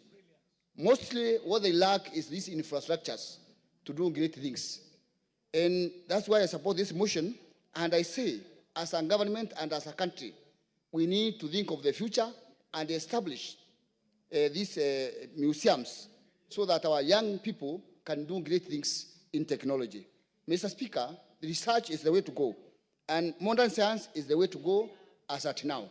And without these museums, we will just be seeing and talking them on papers. For example, Mr. Speaker, in my area, we have been struggling to establish a mineral research center, and funds were set aside. If this center is working right now, we could have known a lot on how to assist our farmers and our traders in improving on their cash crop. We need to establish, because in most cases, we have countries that are coming up and doing great in innovations because their states have been assisting them, and we need to follow suit so that our country can move forward in developing. Because right now, everything is technology. And if we don't put structures in place to assist in building these technologies, we will not be at par with the rest of the world. That's why I support this motion, and I really encourage our country, our government to fall and establish these museums, science museums, so that our country can grow forward and compete with the rest of the world. Thank you, Mr. Speaker. That is Honorable Dorcas. Honorable Dorothy Kiara.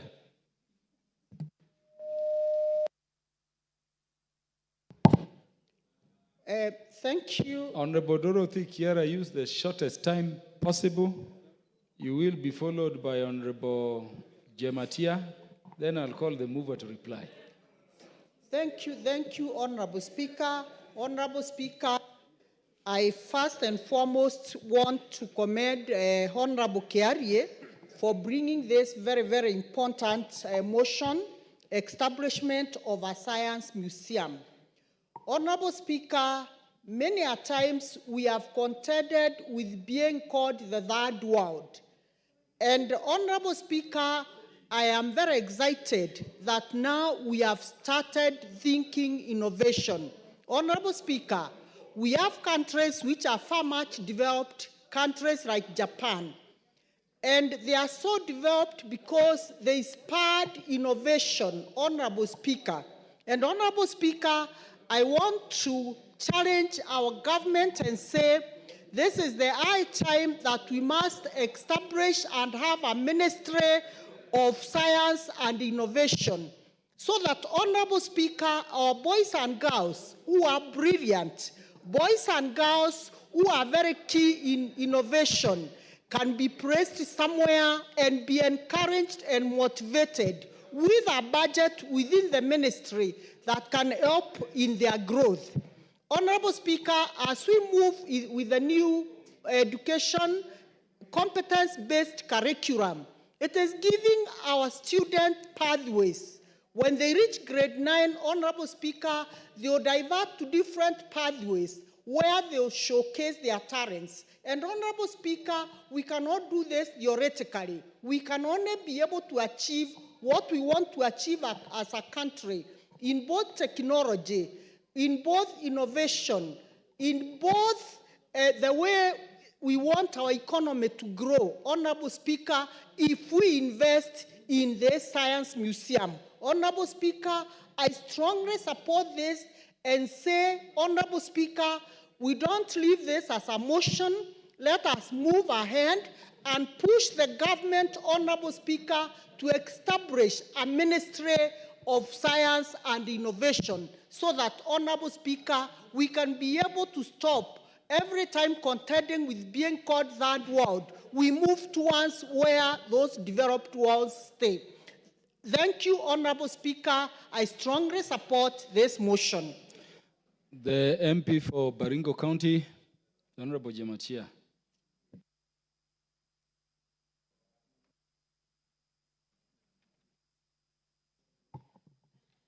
Thank you so much, Mr. Speaker. I also want to take this opportunity to support this motion by my chairman, Honorable John Kiarie. And from the onset, Mr. Speaker, I also sit in this, he is my chair in the Communication, Innovation, Information. Did you say? Is my did you say is your chair? He's And, my and chairman. then you say you sit on him.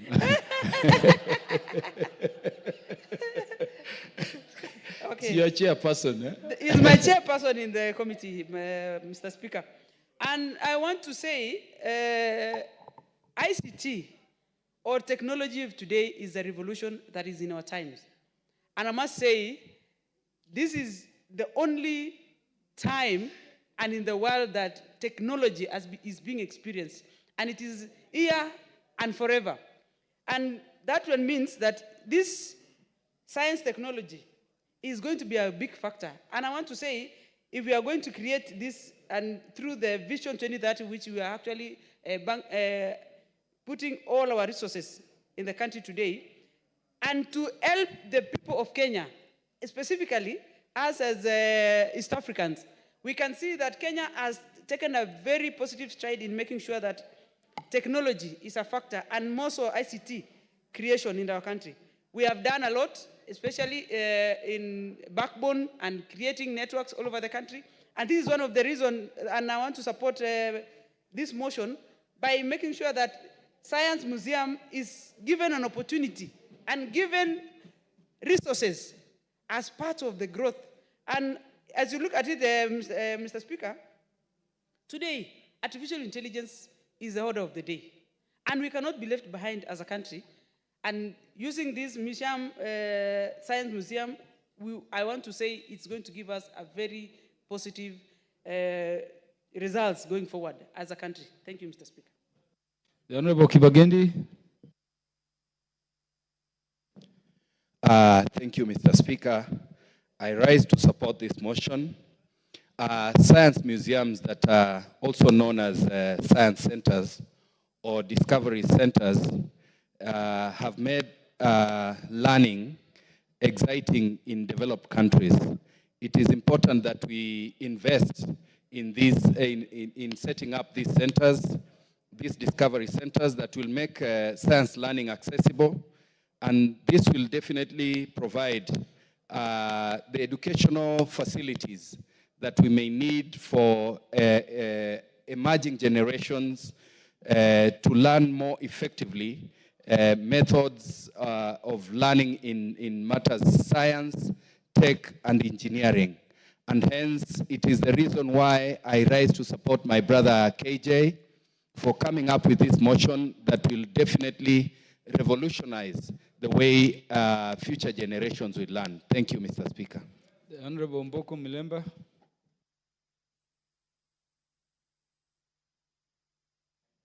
Thank you, Honorable Speaker. I was quite disappointed recently when exams began. And one of the things that is being really taken care of, using both guns and policemen and everybody supervising, is the phone. And you know, for the longest time, I did not have a chance to speak on this for other reasons or another. But when I see this motion raised by KJ, I realize that there's hope in us legislating well so that we can have a laboratory that can store technology. When you look at the policemen around examination centers guarding anybody who may appear with a phone, and therefore a phone seems to be a very sensitive gadget, which if it's around an examination center, it can be used for stealing or accessing exams. I just pity ourselves and where we are in terms of technology and what we are storing. Because for me, a phone should have been an enabler. You remember, you are not, Honorable Speaker, very close to me in terms of the same time being in school, Honorable Speaker, with all respect. But there's a time when a logbook was not allowed in an examination room. And do you know that the FX, was it FX82 calculator, could not end an examination? If you are found with a calculator in an examination room, it would be advertised all over this country that those boys stole exams because they had a calculator. Now, a calculator is a requirement for you to sit for an exam. How I wish these are the businesses we should deal with so that our phone is an enabler. I want to see that day when we shall be told that come to school, come to an exam room and have the following things: a ruler, a calculator, a phone, and other things. That's when technology will be developed. Thank you so much. The Honorable Owen Bayer, the Deputy Majority Leader, will be followed by the Minority Whip. Then the mover will reply. Thank you, Honorable Speaker. Honorable Speaker, the future is science.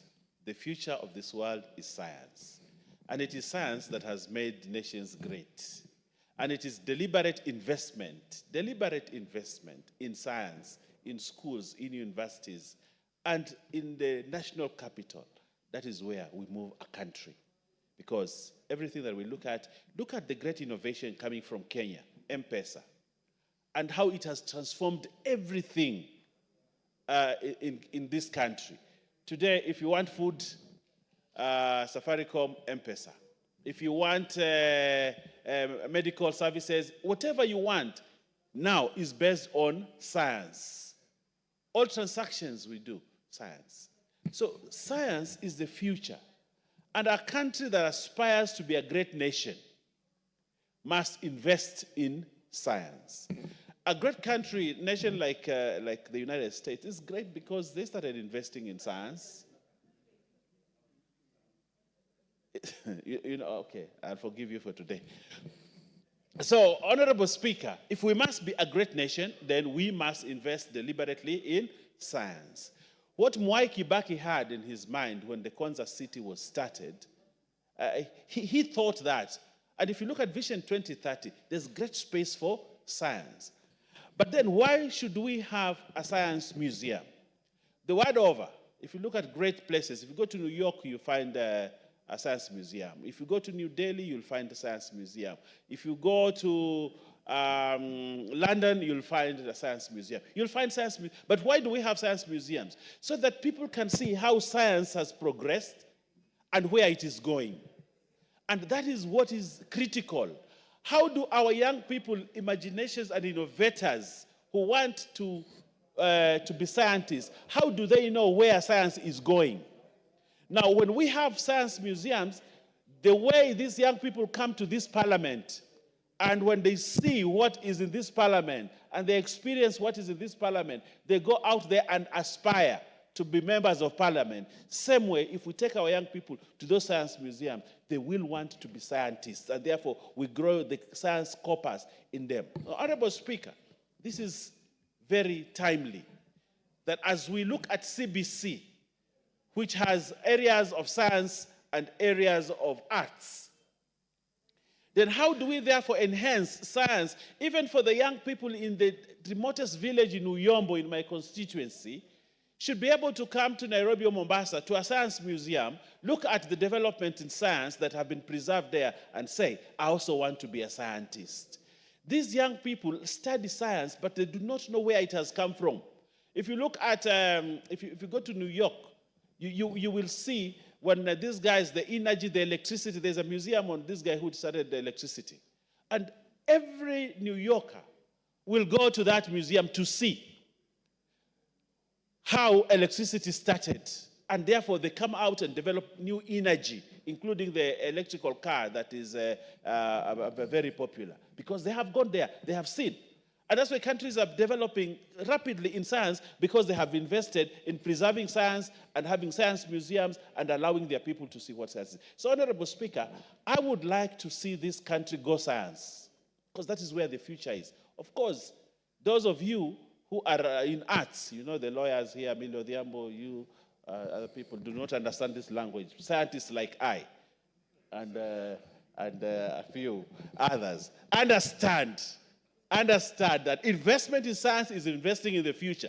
These guys who just talk in courts and talk and think they can eat words, you know, have very little to they are consumers of money, they are not makers of wealth. We want to create wealth. And the only way we can create wealth in this country is through science. Look at the great things science has done in agriculture. Agriculture has been transformed by science today. And that's why there's better production. Manufacturing is science. We want to go that way. You know, ICT is science. That's where we want to go to. So, Honorable Speaker, I would like to see 3/4 of this country go science. And we will get leaps and bounds in development. So, Honorable Speaker, as much as many young people want to become lawyers and people who can talk, poets and people like that, yes, they are there to entertain and give life, meaning to life. But we need to be producers, and we can only be producers through science, engineers, doctors, mechanics, all those kind of people, and we will have a secure country, a better future. I support this, and I want to see the next museum, science museum, in the next 1 year in Nairobi or in my village. I thank you, Honorable Speaker. Honorable Nbaya, I will engage you as a social scientist after this. I know you're a Fulbright, scholar, but you will get to know that lawyers, in fact, the best lawyer we have, Lord Denning, was a mathematician. And yours truly here is a very good scientist. Yeah, the Honorable Millie Odhiambo. Thank you, Mr. Speaker. Mr. Speaker, it's indeed actually divine that I've got an opportunity to speak after my brother, who is alleging that science is better than the art. I just want to indicate, when I was actually in Form 2, when we were choosing subjects, I was one of the best science students. And when I was actually, the classes were divided and we had to be forced to go either art or science. and I refused to do sciences. And I was suspended for 2 weeks for refusing to do sciences. And I went back to school. And because I'm glad I've always been a bad girl, even despite that suspension, I still refused. And the way I refused was to sit an exam, and knowing all the answers, I answered negatively and got 0%. And I was chased out of the science class, not because I was not smart, but because I knew at that point where I am headed, because I knew even though I made a very good scientist, I make an excellent artist. And Mr. Speaker, I have come to realize that our brothers who are in sciences will work on the science issues, but unless you have brains like us in the arts who can deal with protecting your sciences, then you'll not go far with your science. And that is why in my law class, I did my thesis for its intellectual property rights on plant genetic resources, which is part of the basis of what we are discussing here. And that is why I'd actually requested that I be given a chance to talk about the Science Museum, which is under Article 11(2)(b) of the Constitution that provides that the government shall recognize the role of science and indigenous technologies. Mr. Speaker, the essence of my thesis was that in Africa, we have indigenous knowledge, indigenous technology, indigenous plants that are beneficial, but other communities come and take them, patent them, and sell them back to us. I've given an example of Mwarubaine. I've given an example of Endor, the Ethiopian plant in the past in this house, that has actually helped to unclog the system in the US. Of course, it is sad that I'm mentioning US at a point when Kamala Harris has lost. But nonetheless, I don't care whether she's lost or not. I am consistent in supporting women publicly. And so the loss of Kamala Harris is my loss. Mr. Speaker, I just want to say that back to my science issue, I just want to indicate that... Honorable Millie Odhiambo, the last time I checked, Democrats can't define a woman. Can't do what? Can't define a woman. Define? A woman. Mr. Speaker, sir, in our quarters where we are, you have always declared you are Republican. But I want to actually say that this is one of the American elections where I've been torn. On the one hand, I'm not a Trump supporter because he doesn't support the women's agenda, and I'm a very ardent supporter of women. But on the other hand, the reason why I've been torn is because of the role the Americans played in the last elections. So what goes back comes back. Bites you the way it bit us. So let them live with that. Having said that, Mr. Speaker, but I'm still mourning the loss of Kamala Harris. Having said that, Mr. Speaker, let America also learn to keep off elections of other places and other areas. So it was sad, I would have really, but they've helped me because my pain is minimized somehow. Mr. Speaker, I do support my brother in this science museum because our younger people will be able to learn a lot of things that our ancestors used, our grandfathers used, our fathers used, that we have considered archaic because of new and emerging technologies. Yet these things are the ones that actually been the base for emerging technologies. So I really do thank my brother for this noble idea, and I hope that we do put resources into this, but also that it would be an example that we shouldn't only, because here is talking about technologies. It's just that I've come in a bit late, but I'd have wanted to put not just technology, but indigenous knowledge as well. Because, Mr. Speaker, you discover that there's a lot of indigenous knowledge. For instance, as I've indicated, of beneficial properties of plant genetic resources. My grandfather knew almost every cure for snake bites. But now I ask everybody at home, nobody knows. Because it was not stored. There was no way of storing that kind of system. So now if somebody is bitten, because in our shacks, in our rural home, there are many, many snakes, yeah? Even though now because of increased settlement, they've gone down. And because of that, they observed the way snakes, when they fight, that they can actually use some plants, and he became an expert. But who knows about that anyway? No, nobody. There are medicines for curing cancer, but yet we are having people struggling with cancer when we have herbal medicine. So for me, one of the other things that you should have actually done, Honorable Member, maybe now because you are bringing it as a motion, when you bring a bill, the bill is there. Oh, thank you. Then in the bill, please don't just provide for technology, provide for knowledge as well. Otherwise, this is an excellent idea, and I do support. Thank you. I've seen new interest from Honorable Edith Nyenze. Could she speak before the mover replies? She will be followed by the Honorable Basil. I thought we agreed we should be winding up this quickly. We want to go to the committee of the whole House. Proceed, Honorable Edith Nyenze. Thank you, Mr. Speaker, sir. Let me take this opportunity to congratulate John Kiarie for bringing up this motion on creating science museums. These museums actually will collect and display objects having scientific interests, and this will stimulate curiosity and develop inquiry minds, which will expose our children and adults to positive experiences. And actually, this will help people to cope with the rapidly changing technological environment and empower them by improving their life skills.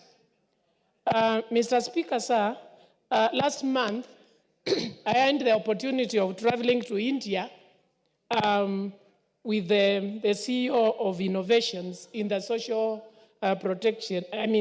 social department, social protection department, and actually assembled 14 vice chancellors. And I also visited with them a university in Hyderabad in Telangana in India. And actually, we visited this university, and what this university does is that it assembles university students after their O-levels.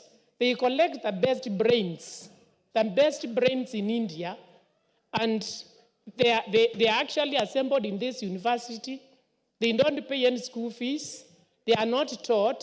They are only taught a few units on innovation, and they are left on their own to come up with different projects, different innovations.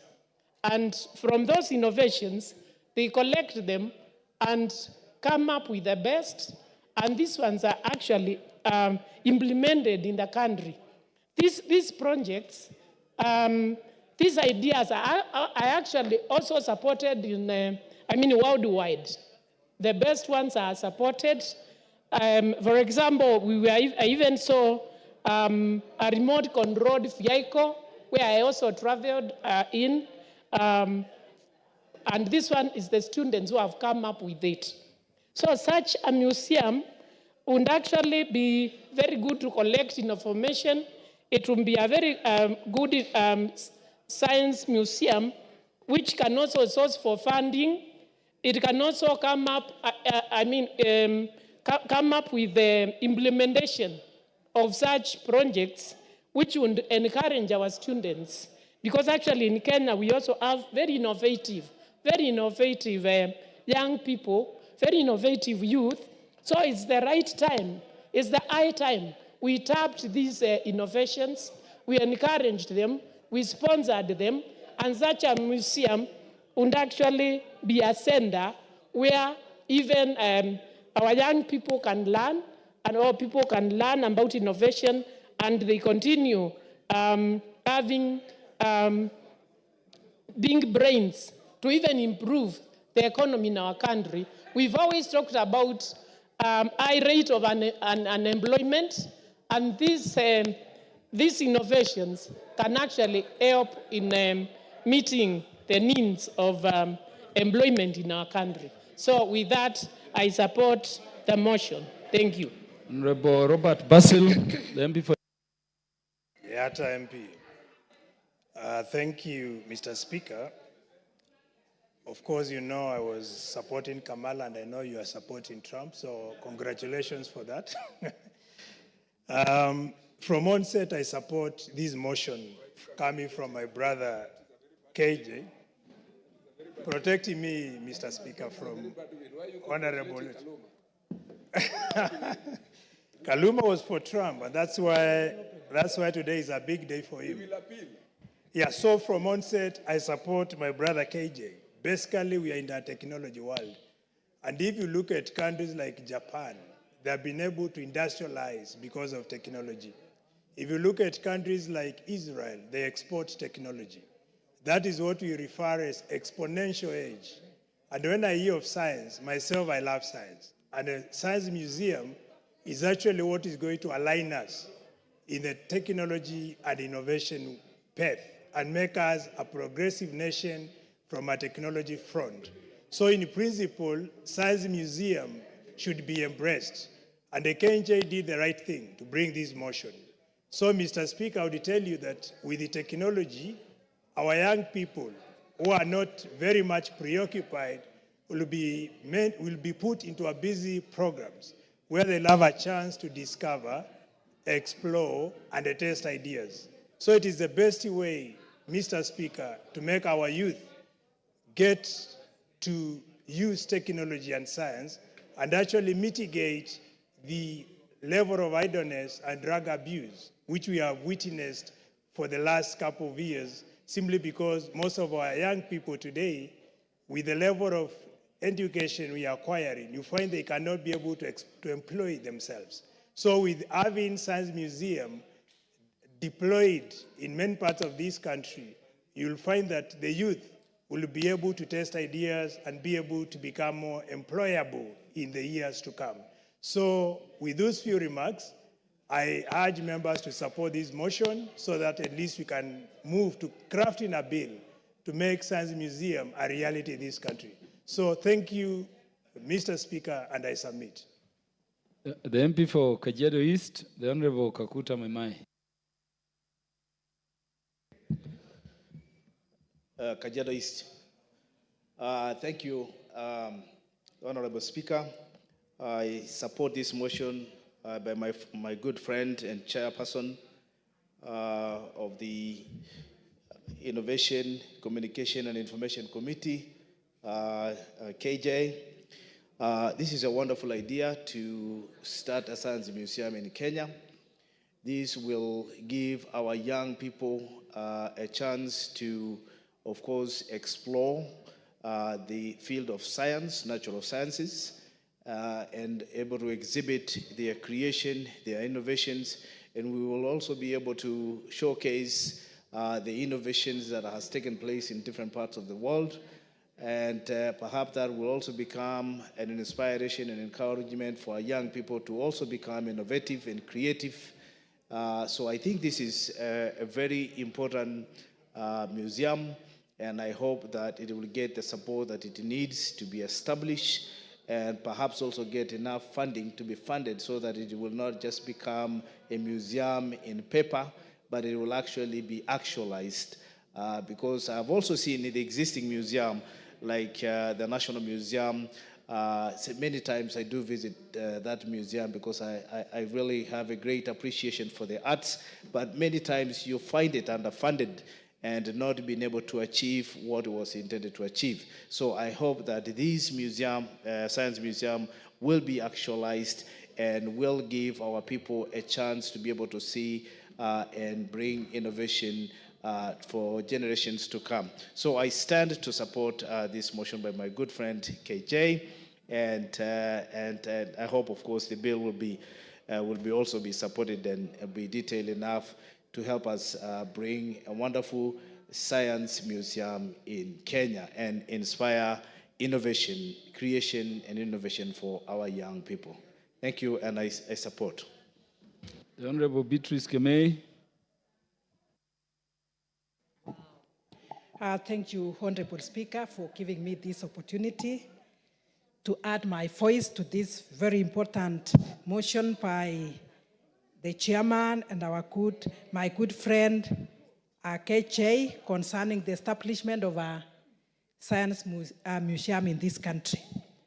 Honorable Speaker, I appreciate the fact that in the Constitution, Article 11(2)(p), it provides that the government shall recognize the role of science and indigenous technologies. However, this has not been done from 2010 to date. And that is why I appreciate the MP for bringing it forth today, that a science museum be established. And noting this, Honorable Speaker, that it will, when it is established, the country will greatly be impacted economically. Science plays a very key and important role in this country. Noting that even in school, the way Honorable Millie spoke, when I was also in high school, it tells you where we belong. There was the science part and the arts, and very few students were in the science department or in the science section, but very many were in the arts. But at the moment, we have all the students doing science. But after that, what happens? Where do we take them? It is like even those who have talents that are science-oriented, they have nowhere to take to. So with this science museum, I am sure they will be able even to take their talents to the next level. We will be able to tap what they have. They will be very innovative. We have many youths who in their knowledge in school and even the talents they have, they are able to do something that is science-oriented, but they have nowhere else to practice the same and even to showcase what they have. So I really want to thank the Honorable John Kiarie for bringing it forth. And I believe once this is established, we'll be more industrialized, and knowing that most of our youth at the moment have no jobs. So when we become industrialized, definitely most of our youth will be employed, not in the mainstream, but they will be even self-employed. So science is important.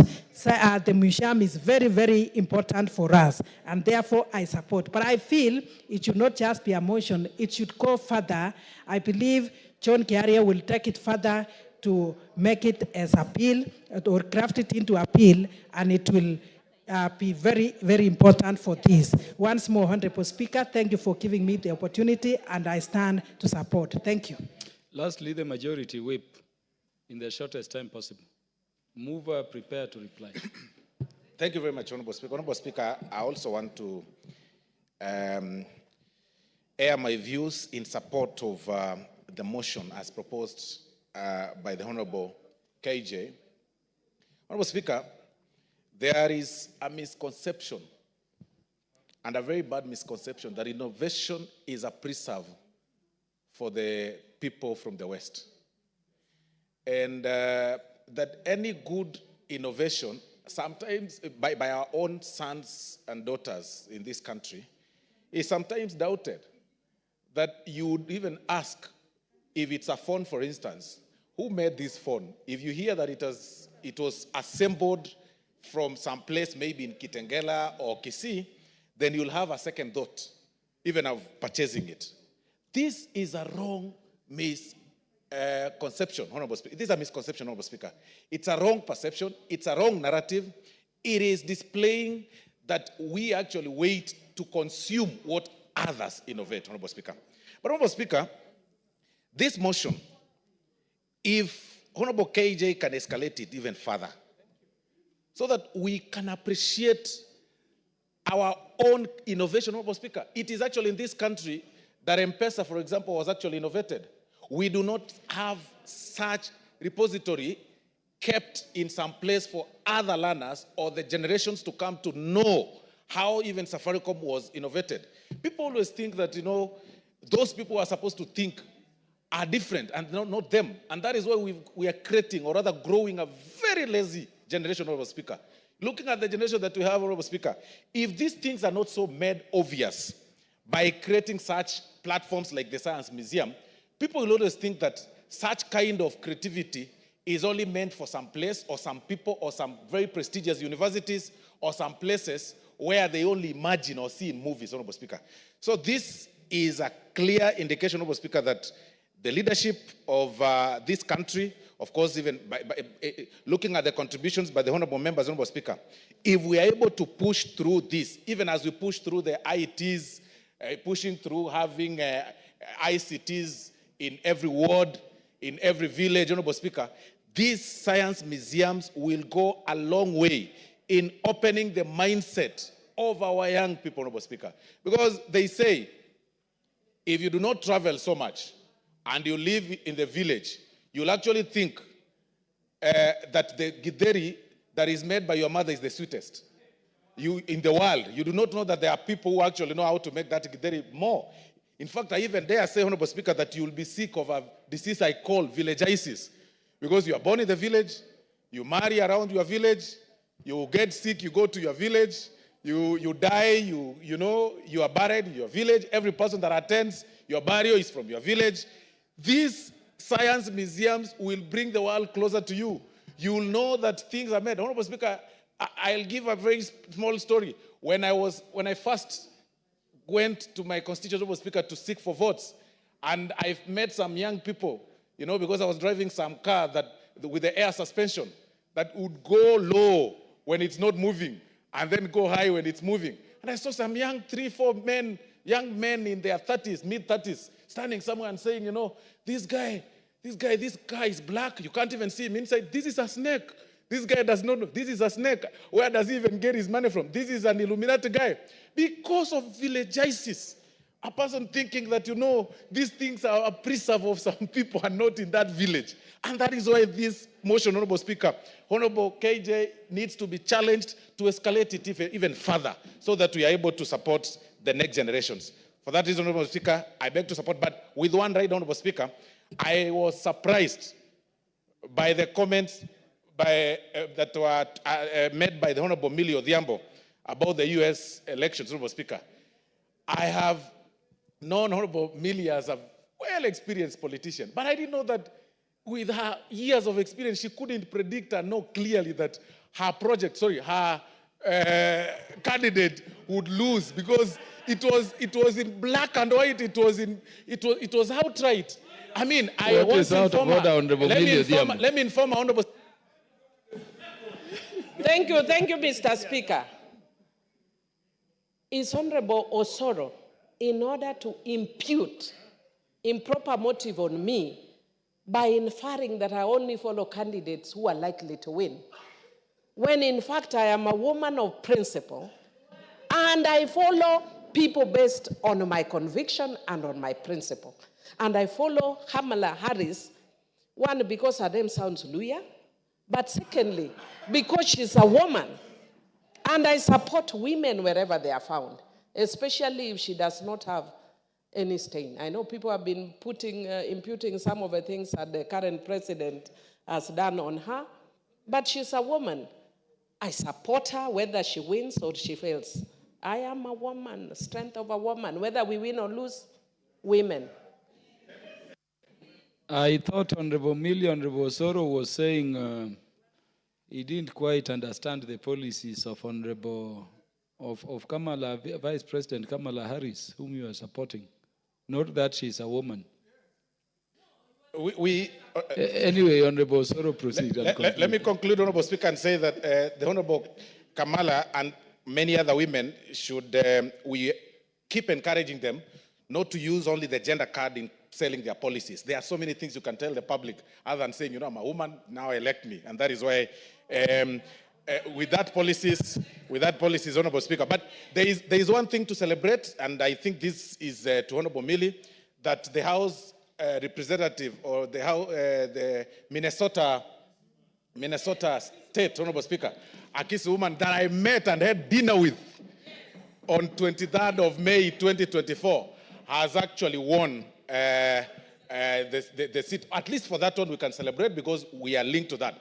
But I also want to take this opportunity, Mr. Speaker, in advance to appreciate the people of America for electing a man, a strong man in the name of Donald Trump. The world is moving in the right direction. Thank you very much, Honorable Speaker. Mover to reply.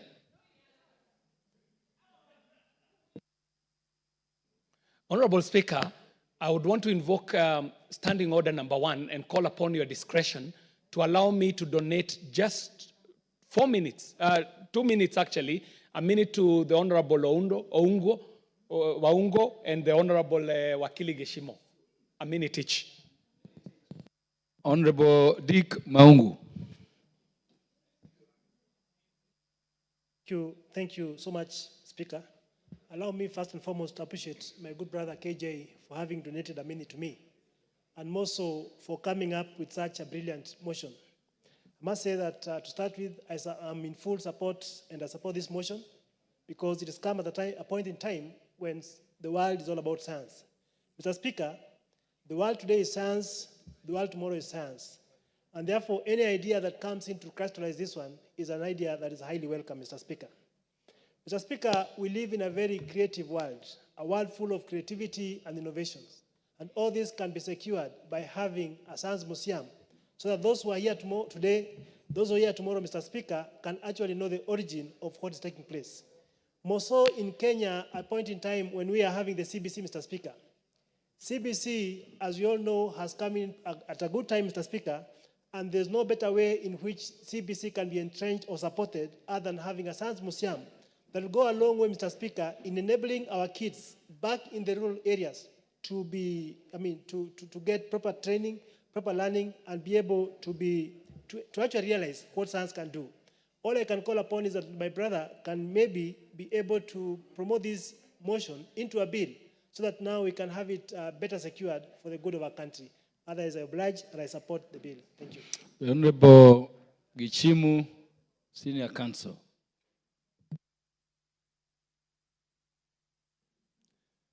Thank you, Honorable Speaker, and thanks for the prayers that one day I'll be a senior counsel. And Honorable Speaker, I support this bill, this motion, which is very progressive.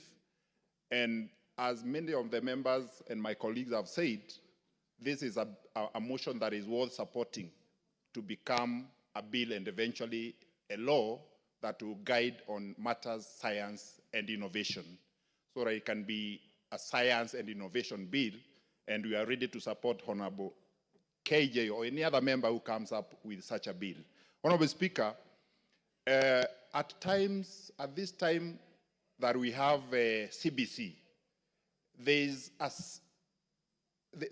an avenue that will be utilized by students that is called STEM, science, technology, engineering, and mathematics.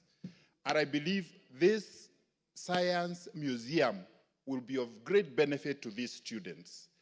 And going forward, actually, when I was growing up, we used to have what we call science congresses. We used to have competition in science, and there used to be very good innovations then. Where are they? These are the innovations that could be domiciled in such a museum for the future generations to know that others can also learn from innovations that have been done by others. So in a nutshell, I really support. I know I don't have much to say about it, but because a lot of members have supported it, I totally agree with them, and I support, Honorable Speaker, and thank you for that opportunity. Honorable KJ, can you reply in the shortest time possible? Mr. Speaker, I want to thank you. And I also want to thank all the members who have spoken to this motion, starting from the members who spoke on the 3rd of October and the members who have contributed this morning.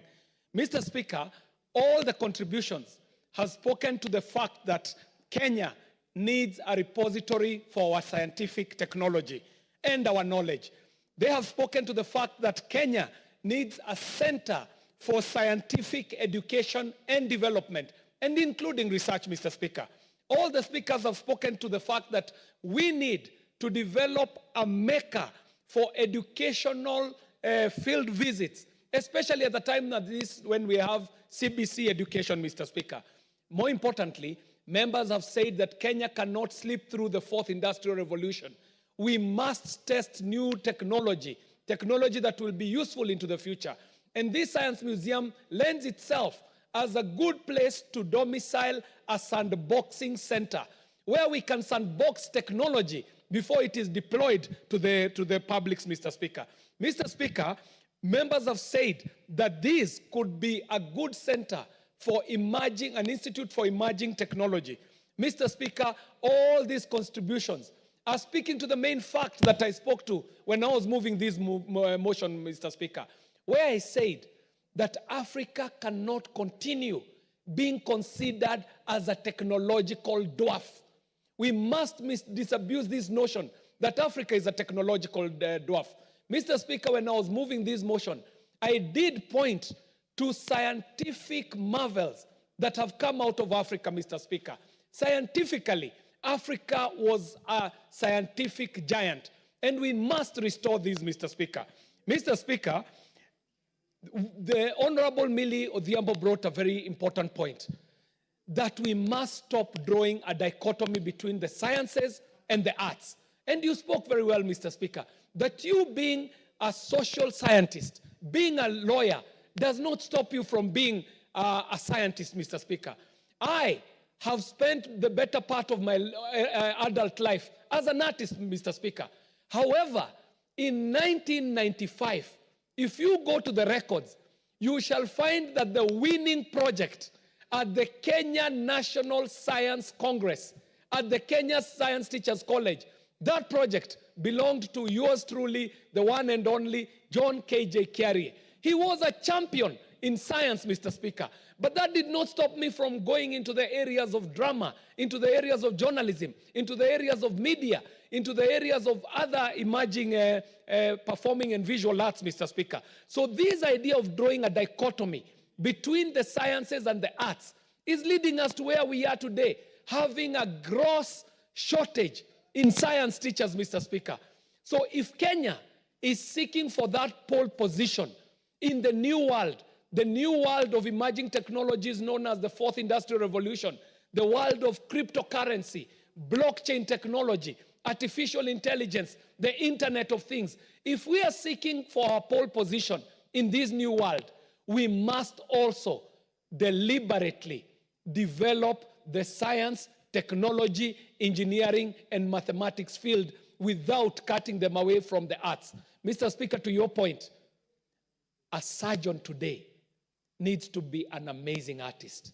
If a surgeon was not a good artist, they stand the risk of botching up an operation on a girl who has gone for a CS operation to a point where this girl might never want to wear a bikini again in her life.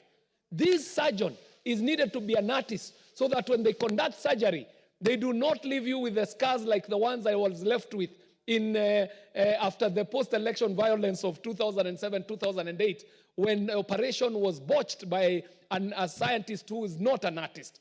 But an artist also, Mr. Speaker, has to be a scientist. You cannot be a good sculptor if you do not understand the science of civic engineering or civil engineering, Mr. Speaker. Mr. Speaker, this place that we are seeking to be a science museum, Mr. Speaker, is not speaking against the museums that exist. There was a point made here in the contributions that there already exist museums of natural history. Mr. Speaker, allow me to say that the Museum of Natural History is in every sense a dead museum, where you put taxidermies and old animals and old artifacts. But a science museum is a living museum. But in a language that we must preserve, Mr. Speaker, they say, itini nanagira anyeki. To translate that is to say that if you go to London, you shall find on one street the science of art, the science of natural history, the science museum, all of them put together in one street as museums lined up in a way that all of them do attract the publics that they need to. Finally, Mr. Speaker, in establishing a science museum, we shall be bringing science home. Mr. Speaker, Kenya is the cradle of mankind. And by being the cradle of mankind, it means that science and technology was birthed in this country. And what has happened over the years, Mr. Speaker, is that because of brain drain, we have bled so much technological minds to other capitals. Today, Mr. Speaker, if you go to the London Science Museum, it is one Kenyan by the name of Professor Washington Yotto, who is the chairperson of the Science Museum in London, the Science Museum group that has more than 5 science museums in the world. Such brains, Mr. Speaker, can be domiciled here in Kenya. At Konza, if we establish a science museum, we can get these amazing brains that are out there to come and establish this museum and lead it to be the first science museum, not only in East Africa, but also in Africa generally. Mr. Speaker, mine was to thank all the members, as I was replying, to say that we have an opportunity here. Even as other jurisdictions are presenting committees of the future, we as Parliament, before we decide to bring a committee of the future to this House, allow us to start by setting the pace, by establishing a science museum that becomes a repository for our African traditional and emerging technologies, to showcase them to the world, to preserve them, and to ensure that Africa does not remain as the scientific dwarf that it is referred to. Mr. Speaker, I thank you profusely. I also thank all the members who have contributed to this debate, and I also want to tell the members that the Science Museum, the establishment of a Science Museum bill is already in the works, and I shall be asking you to support it when it finally comes to the House. I thank you, Mr. Speaker. Thank you, Honorable John Kiari. The question to the motion will be put the next time. It will be scheduled by the House Business Committee for the convenience of the House. Next order. Order number 10, Committee of the Whole House.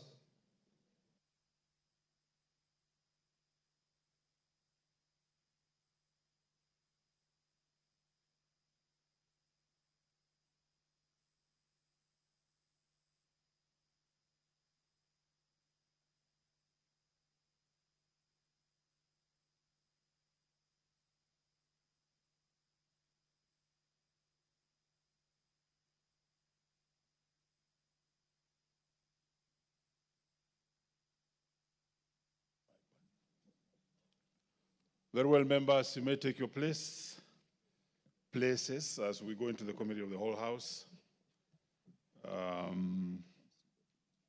We want to consider, where's that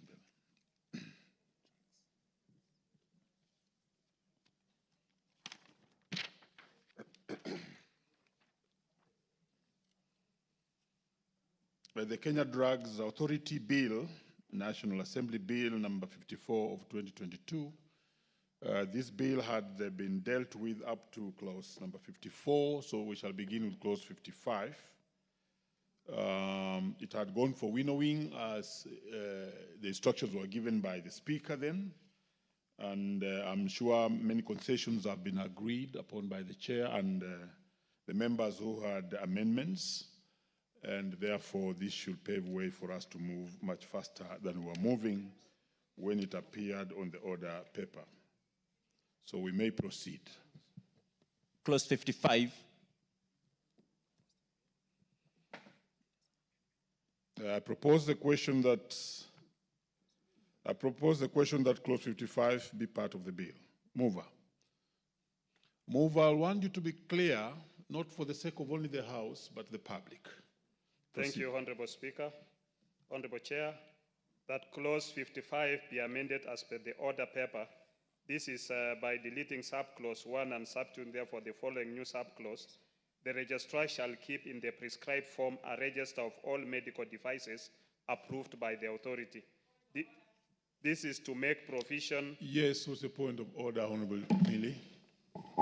Thank you, Chair. I would just want to request that to enable us to move fast, instead of reading, could the Chair just say as per the order paper, then we can follow, instead of saying that it's amended and reads what's there as per the order paper. I thought it should have been the other way, and that's why I told him, maybe you summarize, but you need to tell the public what we are doing, because it's a very important bill. Thank you. Proceed. Thank you, Chair. This is mainly to make provision for the inclusion of the register of all medical devices as defined in Clause 2 and approved by the authority. Very well, I now propose the question that Clause 55 be amended as proposed by the Chair. In the absence of any interests, I now put the question that Clause 55 be amended as proposed by the Chair. Will as many of that opinion say aye? Aye. Will as many of the contrary opinion say nay?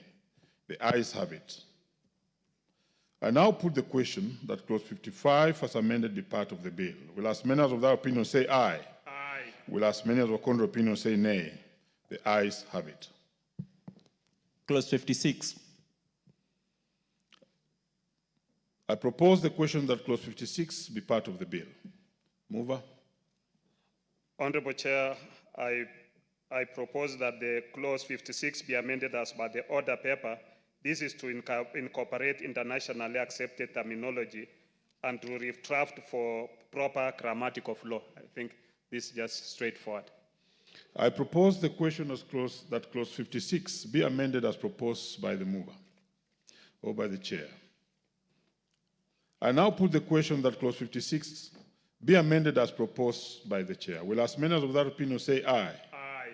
Will as many of the contrary opinion say nay? I now put the question that Clause 56 as amended be part of the bill. Will as many of that opinion say aye? Aye. Will as many of the contrary opinion say nay? The ayes have it.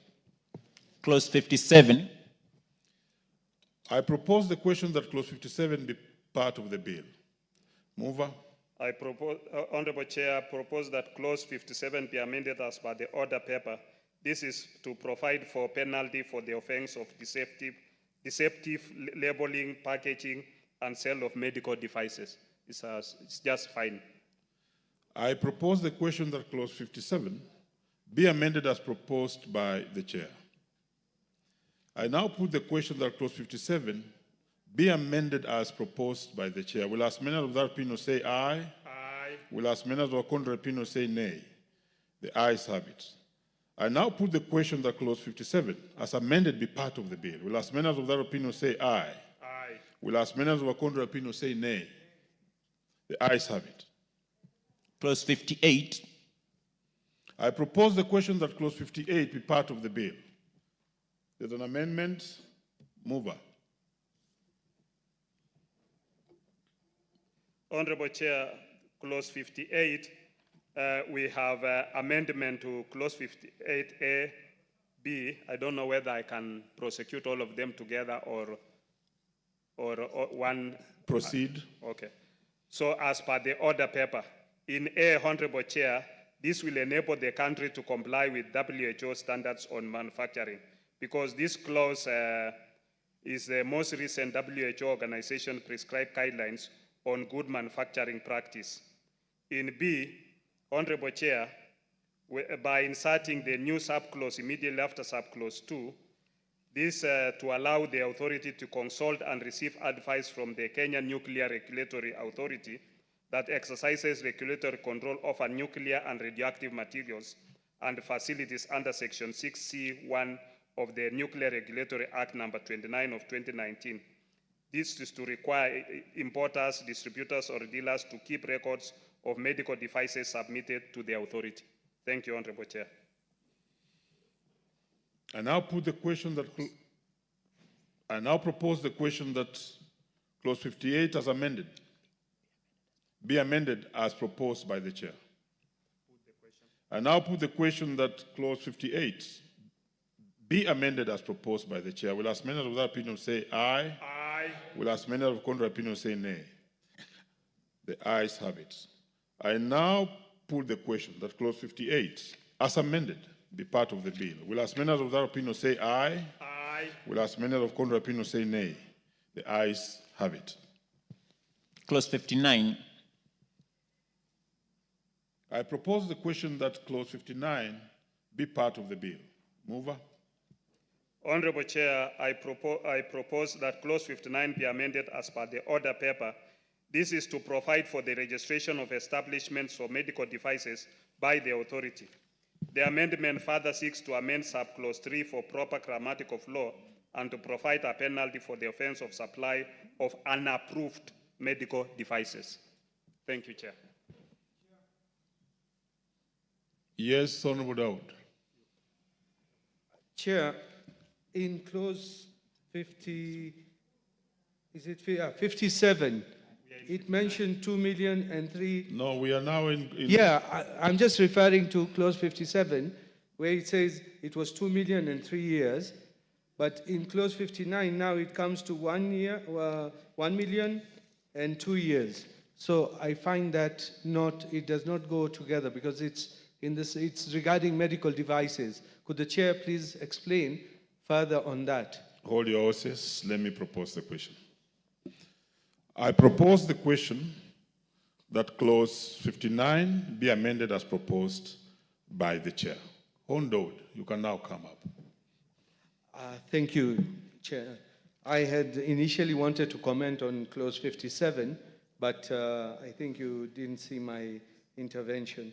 But I want the chair to now tell us between 57, clause 57, where he has amended to the fine to be 2 million and 3 years imprisonment, and it's the same medical devices we are talking about, and in clause 59, it's 1 million and 2 years imprisonment. So both these clauses, they're intertwined. So we need to now know exactly from the chair what exactly is he intending to do with this. Chair. Honorable Chair, in 57, we are talking about a person who labels, packages, treats, processes, sells, or advertises. While in 59, we are talking about a person who sells, manufactures, packages, stores, or conveys for sale. So I think there are two different things that we are talking about. Very well, Honorable Millie. Thank you, Chair. I just want to thank the Chair because he's adopted my proposed amendments to that clause, but also just indicate that this proposed amendment is very good. It goes to some degree to help cases that we have seen where there's a lady who died because of botched performance of some beauty enhancing techniques. I'm just hoping that even as we go on, there will be provisions that actually criminalize the act, not just the supply and sales. I'm hoping that is there as well. Very well.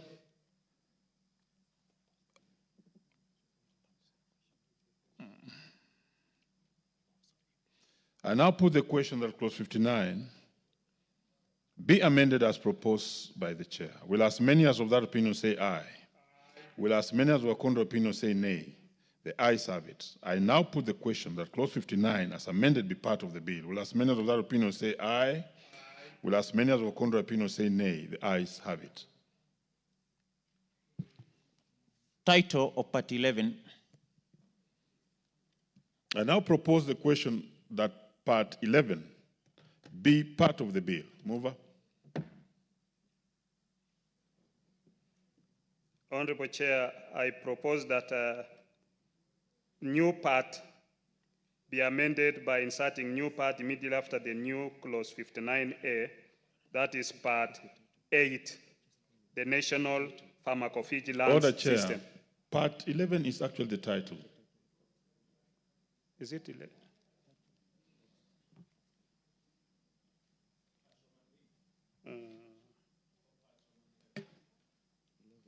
Yeah. Part 11. Go to the order paper. New part. On the order paper, it's page yes, sir. 2,800. Part 11 that will be amended in the title of Part 11 by deleting the expression Part 11 and substituting therefore the expression Part 9. Very well. I now propose the question that Part 11 be amended as proposed by the chair.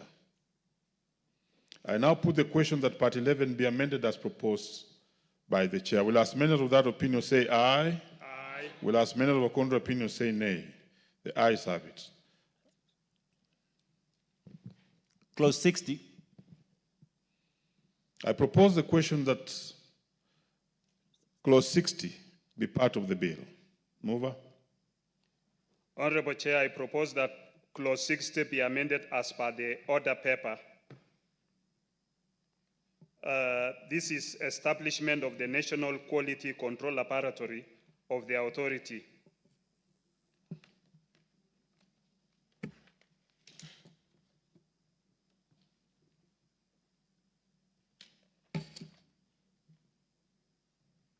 Of the authority, which shall be used as a facility and under A, this is a supplement of National Quality Control Laboratory. Under A, the examination and testing of health products and technologies, including vaccines and biopharmaceuticals, and any material or substance from or with which, and the manner in which drugs may be manufactured, processed, or treated, and ensuring the quality control of drugs and medical substances. The various functions are listed. I don't know whether I continue with B, C, D, E, and F. No, let's deal with that one. Or A, we deal with A. Yes. Okay, thank you, Chair.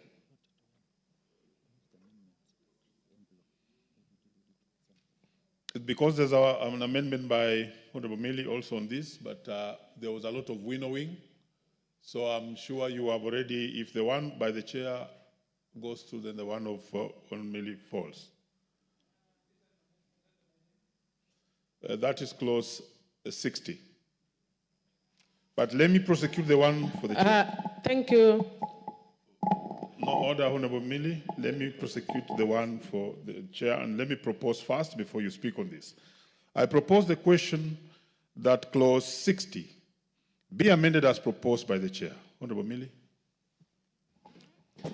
Thank you, Chair. Chair, maybe I can just indicate this so that I don't have to speak here in after.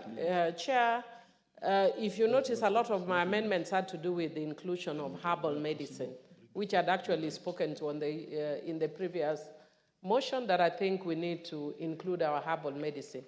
Having gone through the winnowing process, the chair convinced me that we will be bringing a separate bill that takes into account the issues of herbal medicine. So I dropped all my amendments, so I really don't have any further amendments to this bill. Thank you. Very well. But let me hear Honorable first before we listen to the chair.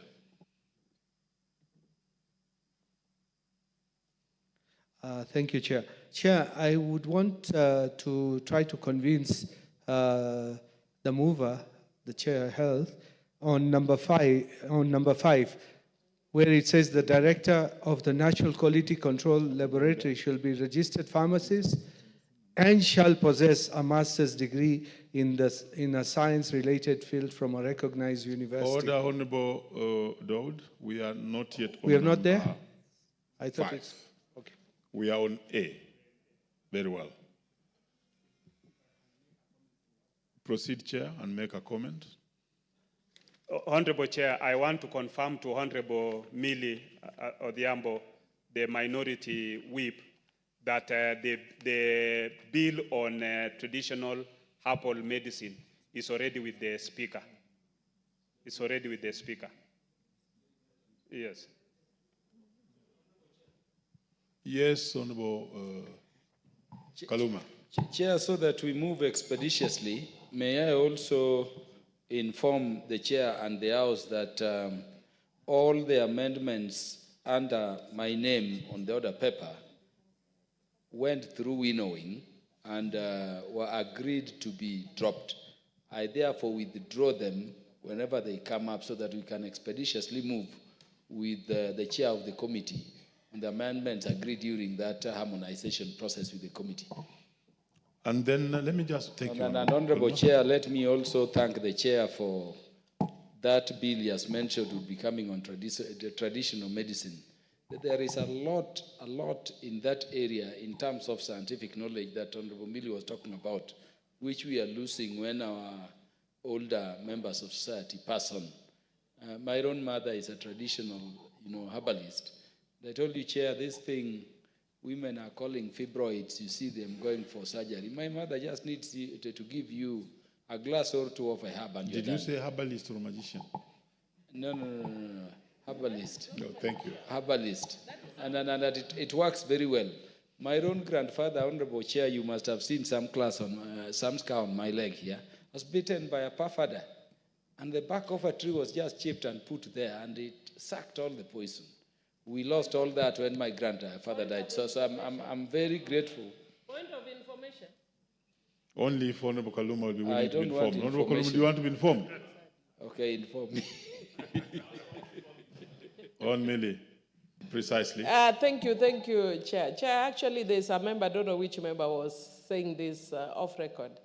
That is that magician or herbalist. And Chair, because I actually did this at a master's level, that sometimes we discredit ourselves as Africans when the knowledge we have on herbs, which actually forms the basis for most medicines worldwide, when it is done by the West, it is medicine. When it is done by us, it is magic. It is not magic. It is science. It is traditional science. So the knowledge Honorable Kaluma's mother has is science. It's just its indigenous knowledge that we have not packaged in fancy words. And that is why I'm very keen on herbal medicine. So, Honorable Chair, the point was that all my amendments in the order paper, yes, for purposes of clarity and expedition, are hereby formally withdrawn so that we can move and pass this law. Thank you. And I wanted to bring in Honorable Dawood, but before then, let me hear from the leader, or majority leader. Honorable Chair, and I want the attention of the Honorable Kaluma, the Honorable Ochieng. I want to inform Kaluma one thing. You see, when Kaluma says his mother is a traditional herbal, it's not traditional, it's herbal. You know, that herbal tree today exists, and your mother can go and pick it today. It is not the knowledge could be traditional. So the semantics. But the medicine is herbal. The Chinese today are selling herbal medicine all over. Very well. You But made we your point. cannot put that of your mother in a shop because we have called it traditional. So I think we need to give it its right place. Thank you, leader. Your it's point herbal, is made. Your not point is made. traditional. Your point is made. Let's make progress. To bring in Hondood, Chair, could you speak on all those amendments in clause 60? Chair, speak on all the amendments in clause 60. Yes, so that Dawood can then come in, and then we seal it. Thank you, Chair. Honorable Chair, in clause 60, I want to amend as per the order paper. In 61, this is establishment of the National Quality Control Laboratory of the authority, which its functions as defined as per the order paper. And then in 2, the National Quality Control Laboratory shall be the quality control laboratory of health products and technologies for the authority. In 3, the board shall appoint a director of the National Quality Control Laboratory who shall be responsible to the authority for the day-to-day management of the National Quality Control Laboratory. In 4, the director of the National Quality Control Laboratory shall hold office on such terms and conditions of service as may be specified in the instrument of appointment by the board. In 5, the director of the National Quality Control Laboratory shall be a registered pharmacist and shall possess a master's degree in science-related field from a recognized university. Then in C, the director of the National Quality Control Laboratory, his functions are given as per the order paper. In 7, the funds of the authority used for management of the National Quality Control Laboratory shall consist of monies received or recovered under the part and portion of the monies appropriated by the National Assembly to the authority. 8, subject to Section 7, the monies generated by the National Quality Control Laboratory in the course of the performance of its functions under this section shall be solely expended on the laboratory. Honorable Chair, the National Quality Control Laboratory, headed by a director appointed by the authority to become a regulatory laboratory of the authority, is a recommendation of the WHO so that the country can achieve maturity level 3.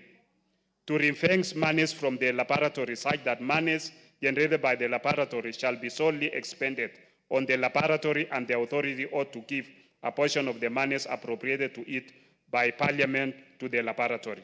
Thank you, Chair. Very well, Honorable.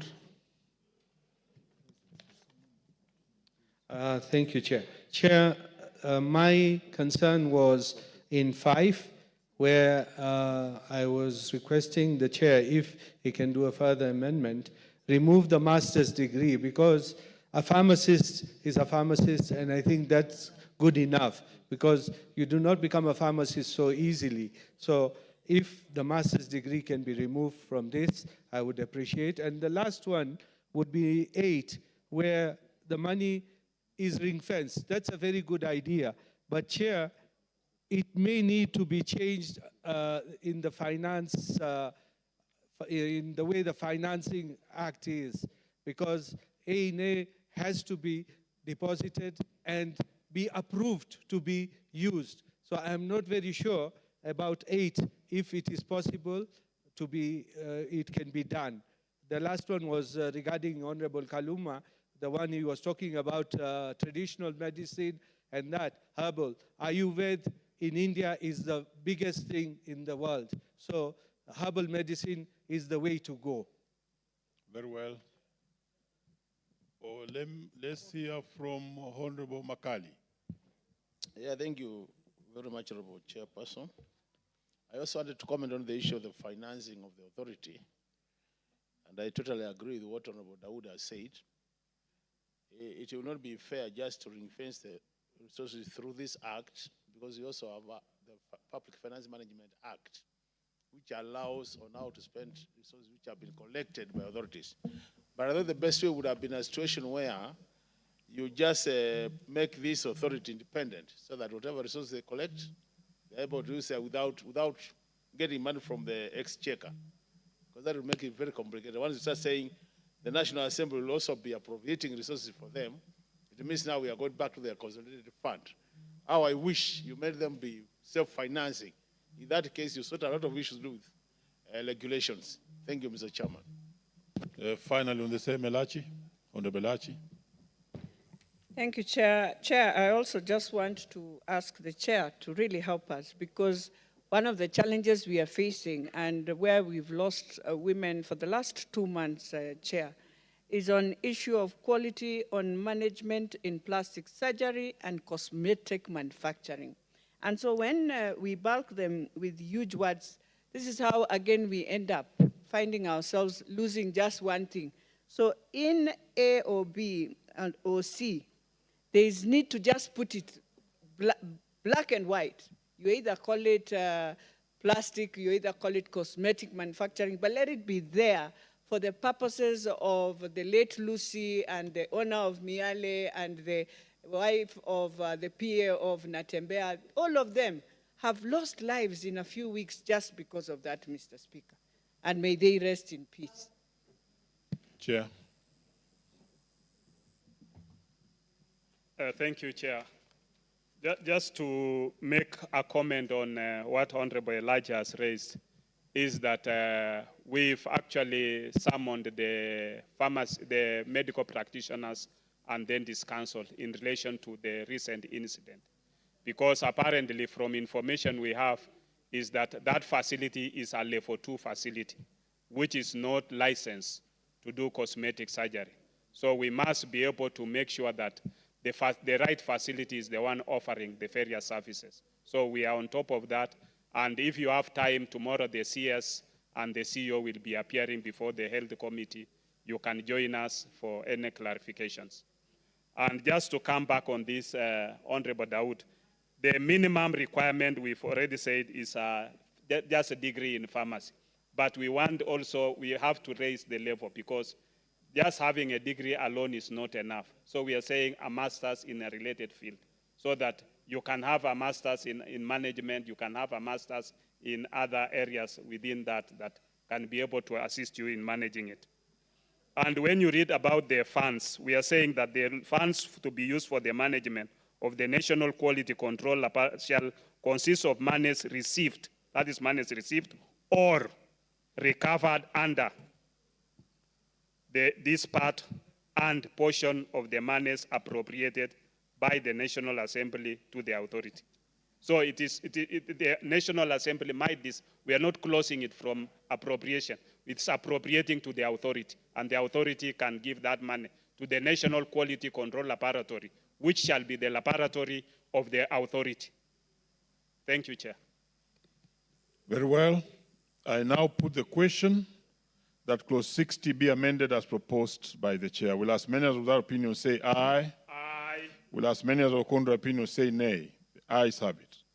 I now put the question that clause 60 as amended be part of the bill. Will as many as without opinion say aye? Will as many as of contrary opinion say nay?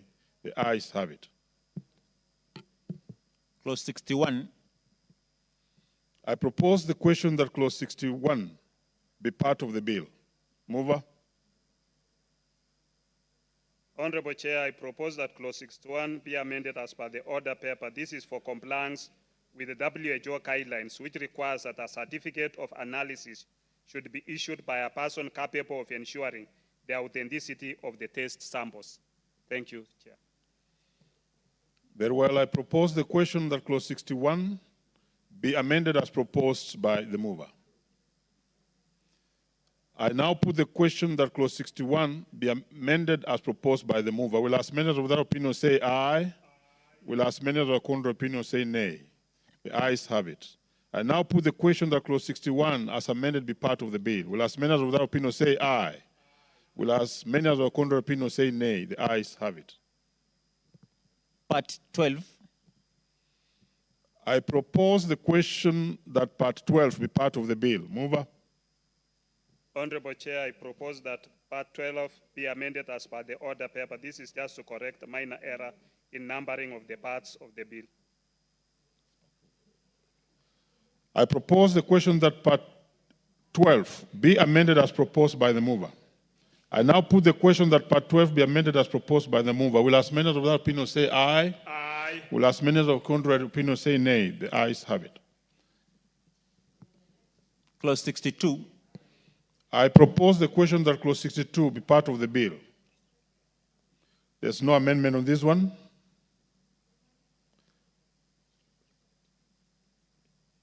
I now put the question that clause 62 be part of the bill. Will as many as of that opinion say aye?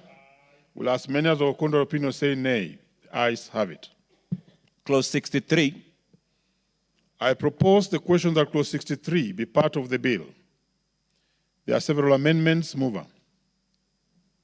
Honorable Chair, clause 63A be amended as per the order paper. This is to harmonize the terms used in the bill with the title of the bill as proposed for amendment. Please deal with all of them. Then in B, this is to include enrolled pharmaceutical technologies as part of persons who are covered under the provided defense in relation to offenses as regards prohibition of advertisements on diseases listed in the 6th schedule. Very well. I propose the question that clause 63 be amended as proposed by the chair. Yes, Honorable Dawood.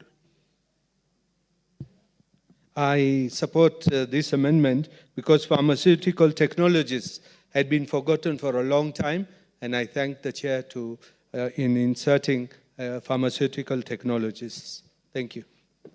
You are in agreement? Yes, Honorable Watch. Thank you, Honorable Chair.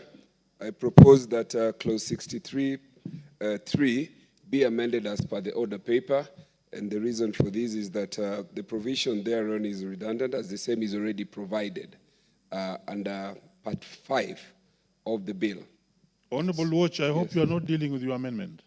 Are you? Because I will bring you on after Later, we thank you. finish All right, with let the me resume my chair. seat. We have you on table here.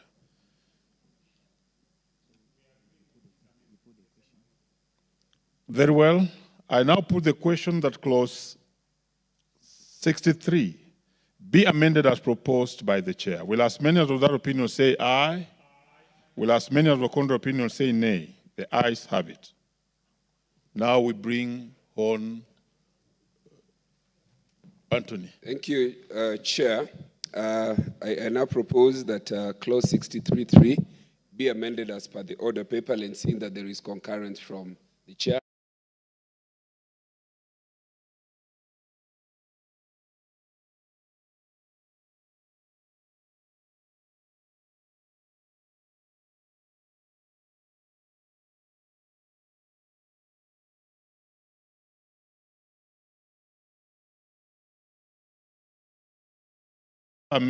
Amended as proposed by Honorable Oluoch.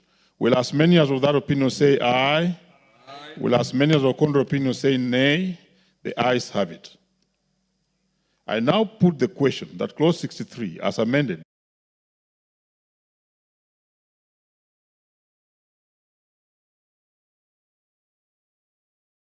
Clause 64. I propose the question that clause 64 be part of the bill. Chair, I think there's an amendment on this. Yes. Honorable Chair, I propose that clause 64 be amended as per the order paper. This is just to harmonize the terms used in the bill with the title of the bill as proposed for amendment. I propose the question that clause 64 be amended as proposed by the chair.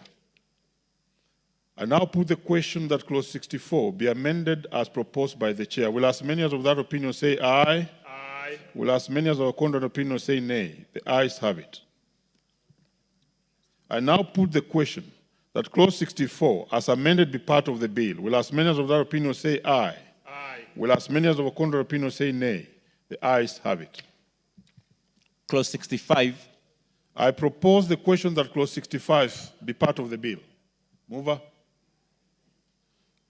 Honorable Chair, I propose that clause 65 be amended as per the order paper. This is just to ensure objectivity. I propose the question that clause 65 be amended as proposed by the mover. I now put the question that clause 65 be amended as proposed by the chair. Will as many as of that opinion say aye? Aye. Will as many as of the contrary opinion say nay? The ayes have it. I now put the question that clause 65 as amended be part of the bill. Will as many as of that opinion say aye? Aye. Will as many as of the contrary opinion say nay? The ayes have it. Clause 66. I propose the question that clause 66 be part of the bill. Mover.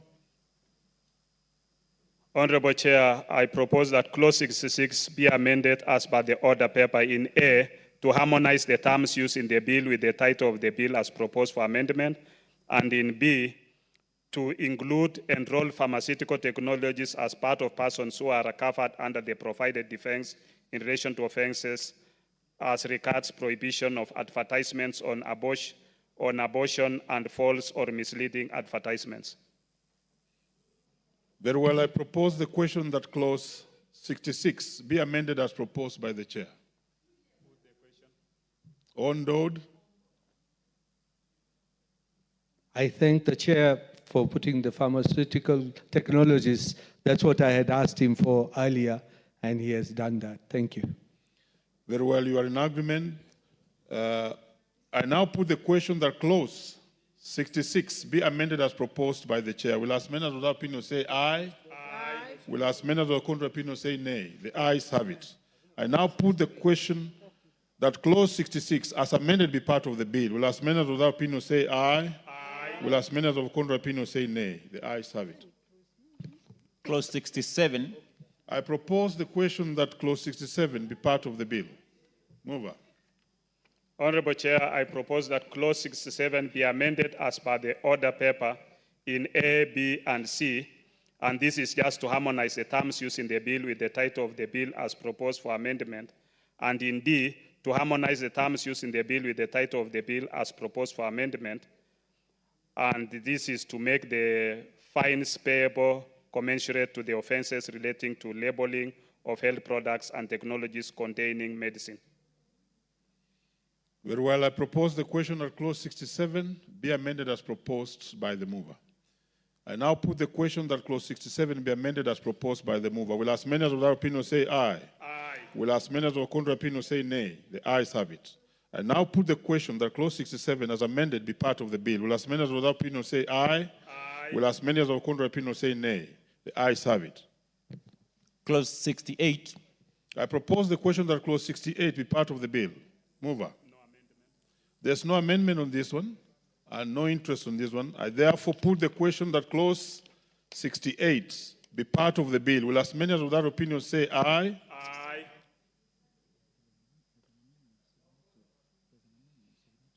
Very well, I hear there are amendments on this one.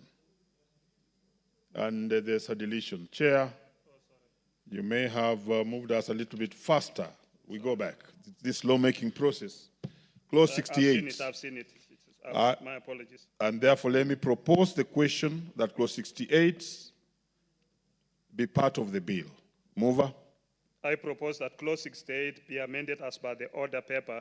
It is preferable, this is deletion, preferable to make provision for valid exemptions through regulation as opposed to providing defenses for offenses relating to labeling of medicines. Very well. Makali, do you have an interest in this? You raised. But before that, I propose the question that clause 60, 68 be deleted as proposed by the chair. Hon Makali. No, actually, Honorable Chairperson, I didn't have an issue. I was raising a point of order relating to the fact that there's an amendment. We thank you because for the chair that. said there was no amendment. Thank you. I now put the question that clause 68 be amended as proposed by the chair. Will as many as of that opinion say aye? Aye. Will as many as of contrary opinion say nay? The ayes have it. Clause 69. I propose the question that clause 69 be part of the bill. Mover. I propose that clause 69 be amended as per the order paper. This is to harmonize the terms used in the bill with the title of the bill as proposed for amendment. I propose the question that clause 69 be amended as proposed by the chair. I now put the question that clause 69 be amended as proposed by the chair. Will as many as of that opinion say aye? Aye. Will as many as of contrary opinion say nay? The ayes have it. I now put the question that clause 69 as amended be part of the bill. Will as many as without opinion say aye? Aye. Will as many as contrary opinion say nay? The ayes have it. Part 13. I propose the question that part 13 be part of the bill. Mover. I propose that part 13 be amended as per the order paper. This is to correct minor error in numbering of the parts of the bill. I propose the question that part 13 be amended as proposed by the mover. I now put the question that part 13 be amended as proposed by the mover. Will as many as without opinion say aye? Aye. Will as many as of contrary opinion say nay? The ayes have it. Clause 70. I propose the question that clause 70 be part of the bill. There seems to be no amendment on this one, Chair. I therefore proceed to put the question that clause 70 be part of the bill. Will as many as of that opinion say aye? Aye. Will as many as of the contrary opinion say nay? The ayes have it.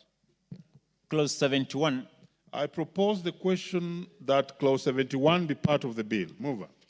I propose that clause 71 be amended as by the order paper. This is to harmonize the terms used in the bill with the title of the bill as proposed for amendment.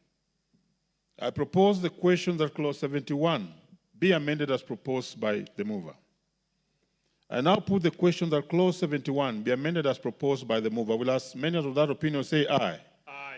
Will as many as our contrary opinion say nay? The ayes have it. I now put the question that clause 71, as amended, be part of the bill. Will as many as of that opinion say aye? Aye. Will as many as our contrary opinion say nay? The ayes have it. Clause 72. I propose the question that clause 72 be part of the bill. Mover, and deal with all of them. I propose that clause 72 be amended as per the order paper. In A, to harmonize the terms used in the bill with the title of the bill as proposed for amendment, and in B, to make a provision for supply of health products and technologies during emergency situations. The amendment also seeks to ensure the supply of health products and technologies shall only be undertaken by registered pharmacists. I propose the question that clause 73 be amended as I propose the question that clause 72 be amended as proposed by the mover. Yes, Honorable Makali. No, Makali first. Thank you, Chairperson. Chairperson, I really want to commend the chair for this requirement that we need a registered pharmacist and not any person. That is very important, I support. Ondod. Chair, I do not support this one.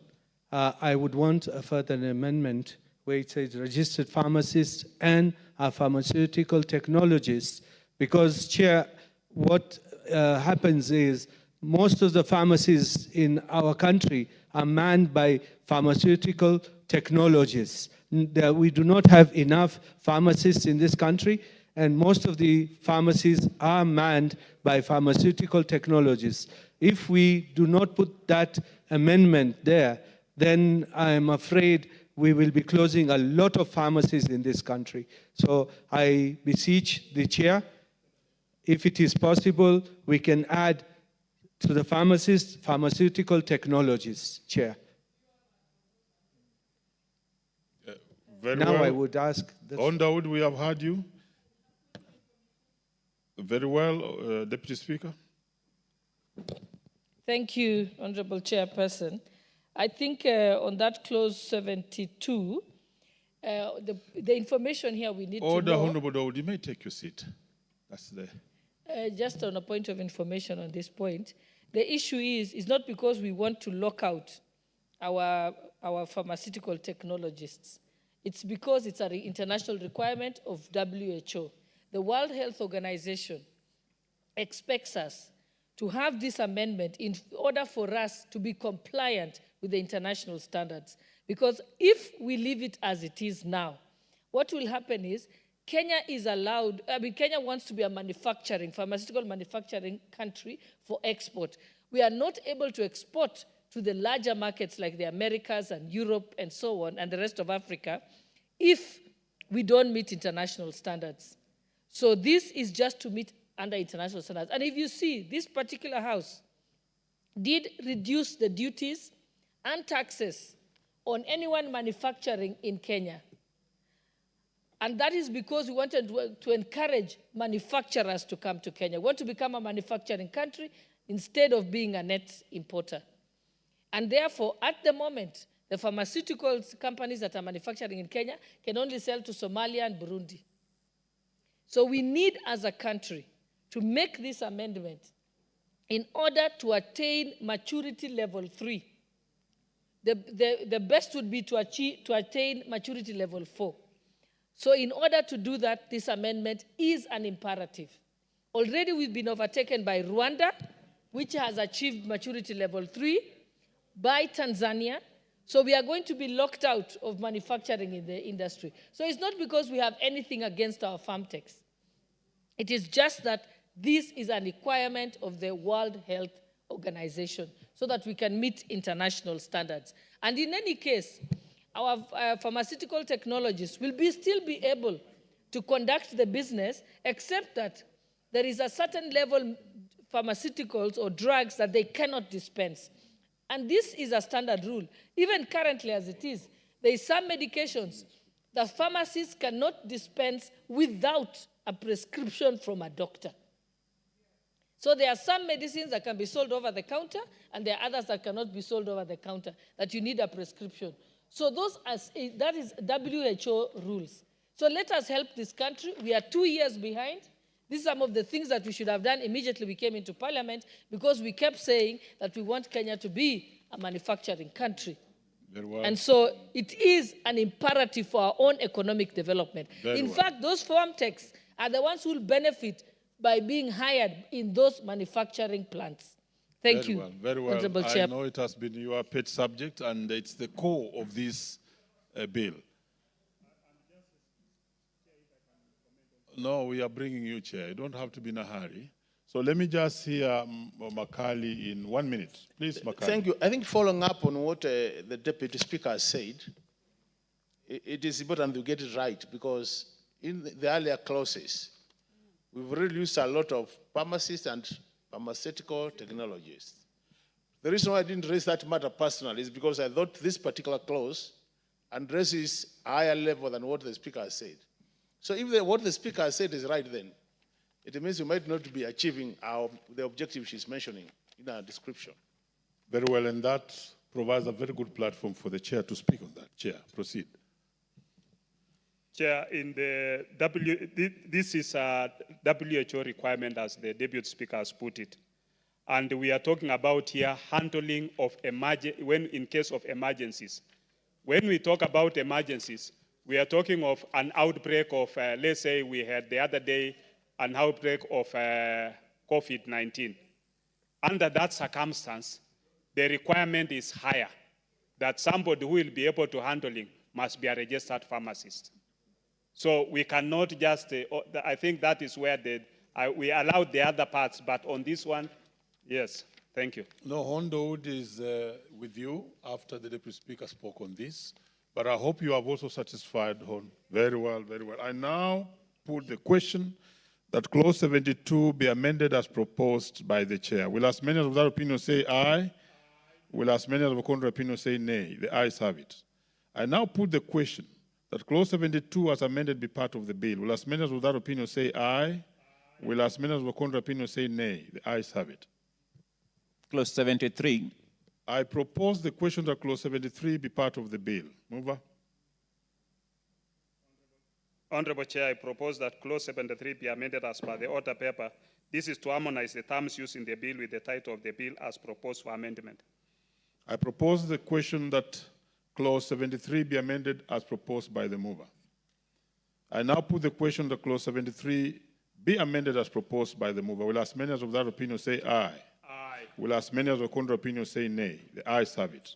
I now put the question that clause 73 as amended be part of the bill. Will as many as of that opinion say aye? Aye. Will as many as of the contrary opinion say nay? The ayes have it. Clauses 74, 75, 76, 77, and 78. I propose the question that clauses 74, 75, 76, 77, and 78 be part of the bill. There are no amendments on these ones.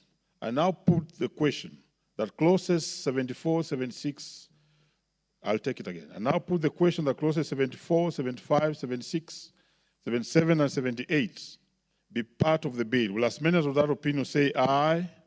Will as many as of the contrary opinion say nay? The ayes have it. 79.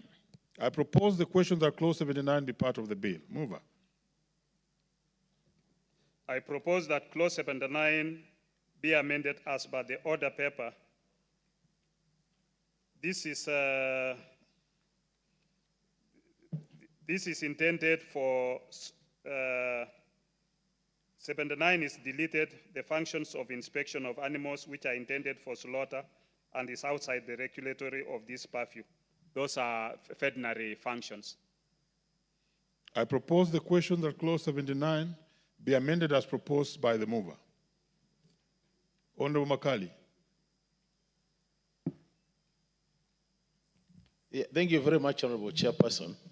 Honorable Chairperson, this clause is a very important clause because what it is doing is actually trying to demand that before any health product or technology is brought to this country, there is inspection and verification, which is critical. But I'm a bit worried about the penalty in case you go against that. That is the part 3 of it, where the penalty is only $1 million or 2 years imprisonment. I wish the chair could actually make this more more serious than it is now. Because if you have brought such a technology to the country, and then it is harmful to our people, I think $1 million is too little in terms of penalty. Thank you, Mr. Chairman. Yes, Honorable Dawood. Chair, one where it says a health product, where it is inspected on arrival at pre-inspection. Could we not have had it before even it leaves the port where it is coming from? It's inspected like the way vehicles are inspected overseas. So wouldn't it be even, it would be double, that it would be inspected from the port which it is leaving and again be inspected at the port it is coming to. So, you know, you have got double inspections. Of course, yes, Chair. No, but let's hear from the order. Okay, let's get your guidance. What I'm deleting, Chair, is clause 79, which talks about a regulatory officer may, for the purpose of this act, inspect any animal intended for slaughter and may seize and examine any meat which the regulatory officer considers to be unfit for consumption. That is a veterinary function which I have deleted. And now we have a new clause, 79. I don't know whether I should read it for the second reading or I just needed the guidance because I explained myself Not for now. to that function which we are deleting. Not for now, but let's hear from Honorable Elachi.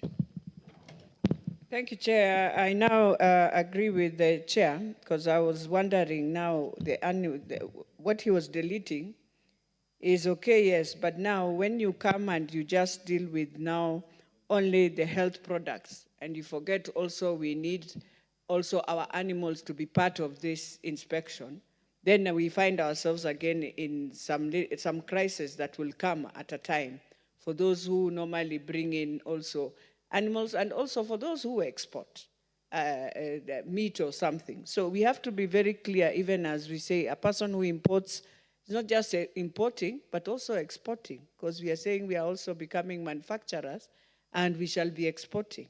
So we have to be clear on that. The other thing I want to agree with Dawood, that indeed from the origin is where we start this inspection, because this is how we've ended up, Chair, with so much challenges in terms of especially the antibiotics that we have today in our country. Thank you, Chair. Very well, Chair. First, to give you direction, the clause we are dealing with is you are deleting and replacing, so it's not a complete new clause. We shall deal with new clauses later. We were still going to give you a chance, so please speak on all the things members have said and explain yourself. Honorable Chair, with now the replacement, this new clause on inspection and verification of health products and technologies at the ports of entry enables the authority to enforce compliance with the prescribed standards of quality, safety, and efficacy of health products and technologies before release at the ports of entry, so as to prevent concealment, misdeclaration, diversion, and cross-border smuggling of health products and technologies. Thank you, Chair. Very well. Members are still not satisfied with the issue of penalty. Chair.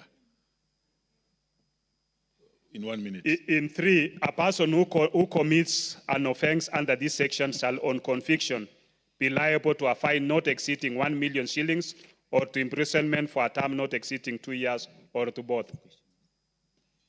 Is Very the well. penalty too lenient? Very well. Allow for a further amendment to that. But at least we make it 2 million. Then may I speak, Chair, that there are dissenting voices on this one. I want to allow them to propose a further amendment. Chair, take your seat. Let's hear from Honorable. I want to get the comment from Honorable, my colleague in the teaching profession. Proceed, Dorothy. Thank you, Chair. I agree with Honorable Makari that this crime is so serious, it should attract more more penalty, and I propose that we go to 3 million and 3 years or both. Yes, when the crime is committed, that's my proposal. Very Chair. well, Honorable Daud. I would propose 2 million and 3 years because it's already in the medical devices, we already had that kind of penalty. So, Chair, I would propose 2 million and 3 years because even in medical devices, we had the same punishment. So at least it looks standard. Very well, at least you have a rationale. Let's hear the Honorable. Oh. That's Honorable who? Wanyonyi, Kwanza constituency.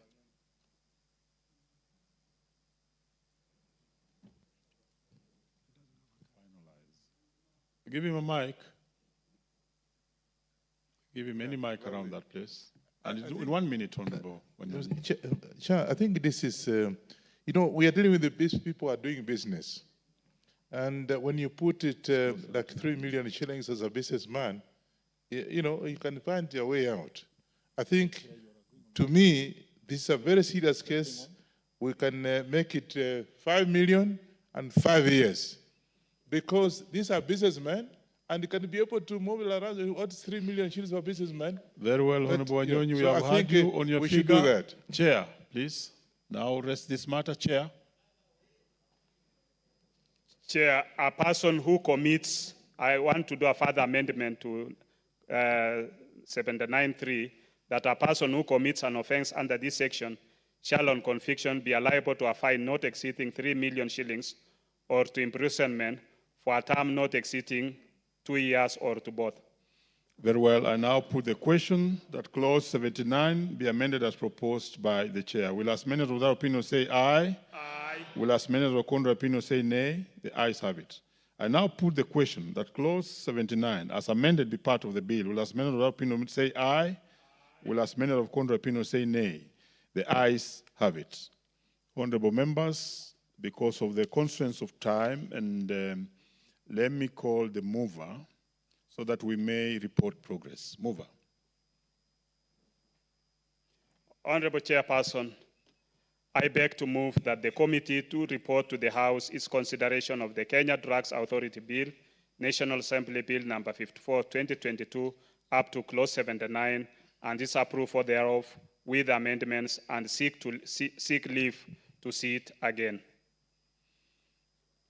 Very well, honorable members, I now put the question, which is that the committee do report to the House its consideration of the Kenya Drugs Authority Bill, National Assembly Bill number 54 of 2022, up to clause 79, and its approval thereof, with amendments, and seek leave to sit again.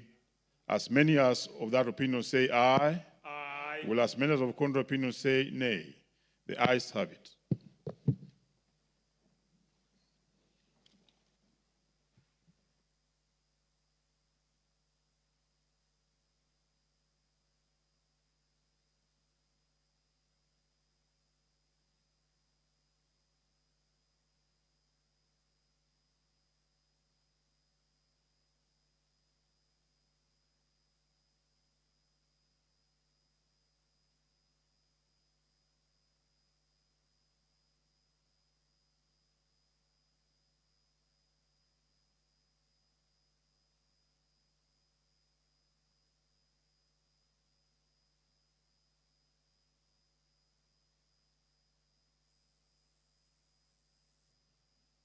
Chairperson.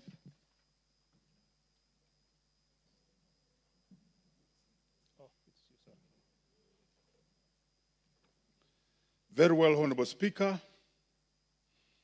Honorable Speaker, I beg to report that the Committee of the Whole House has considered the Kenya Drugs Authority Bill, National Assembly Bill number 54 of 2022, up to clause 79, and approved the same with amendments, and seek leave to sit again.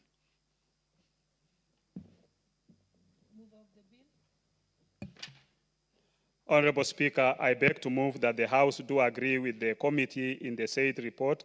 I also request Honorable Jesse Mengit to second the motion for agreement with the report of the committee of the whole House.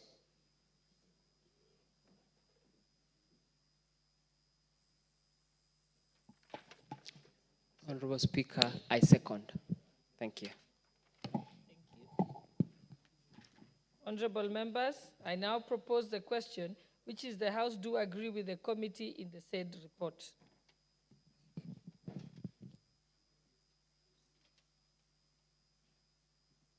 We shall put the question at a later time. And honorable members, the time now being 1 p.m. and 3 minutes, this House stands adjourned. Sorry, let me take that again. Honorable members, and the time being 1 and 4 minutes and 5 seconds p.m., this House stands adjourned until today, Wednesday, 6th November 2024 at 2:30 p.m.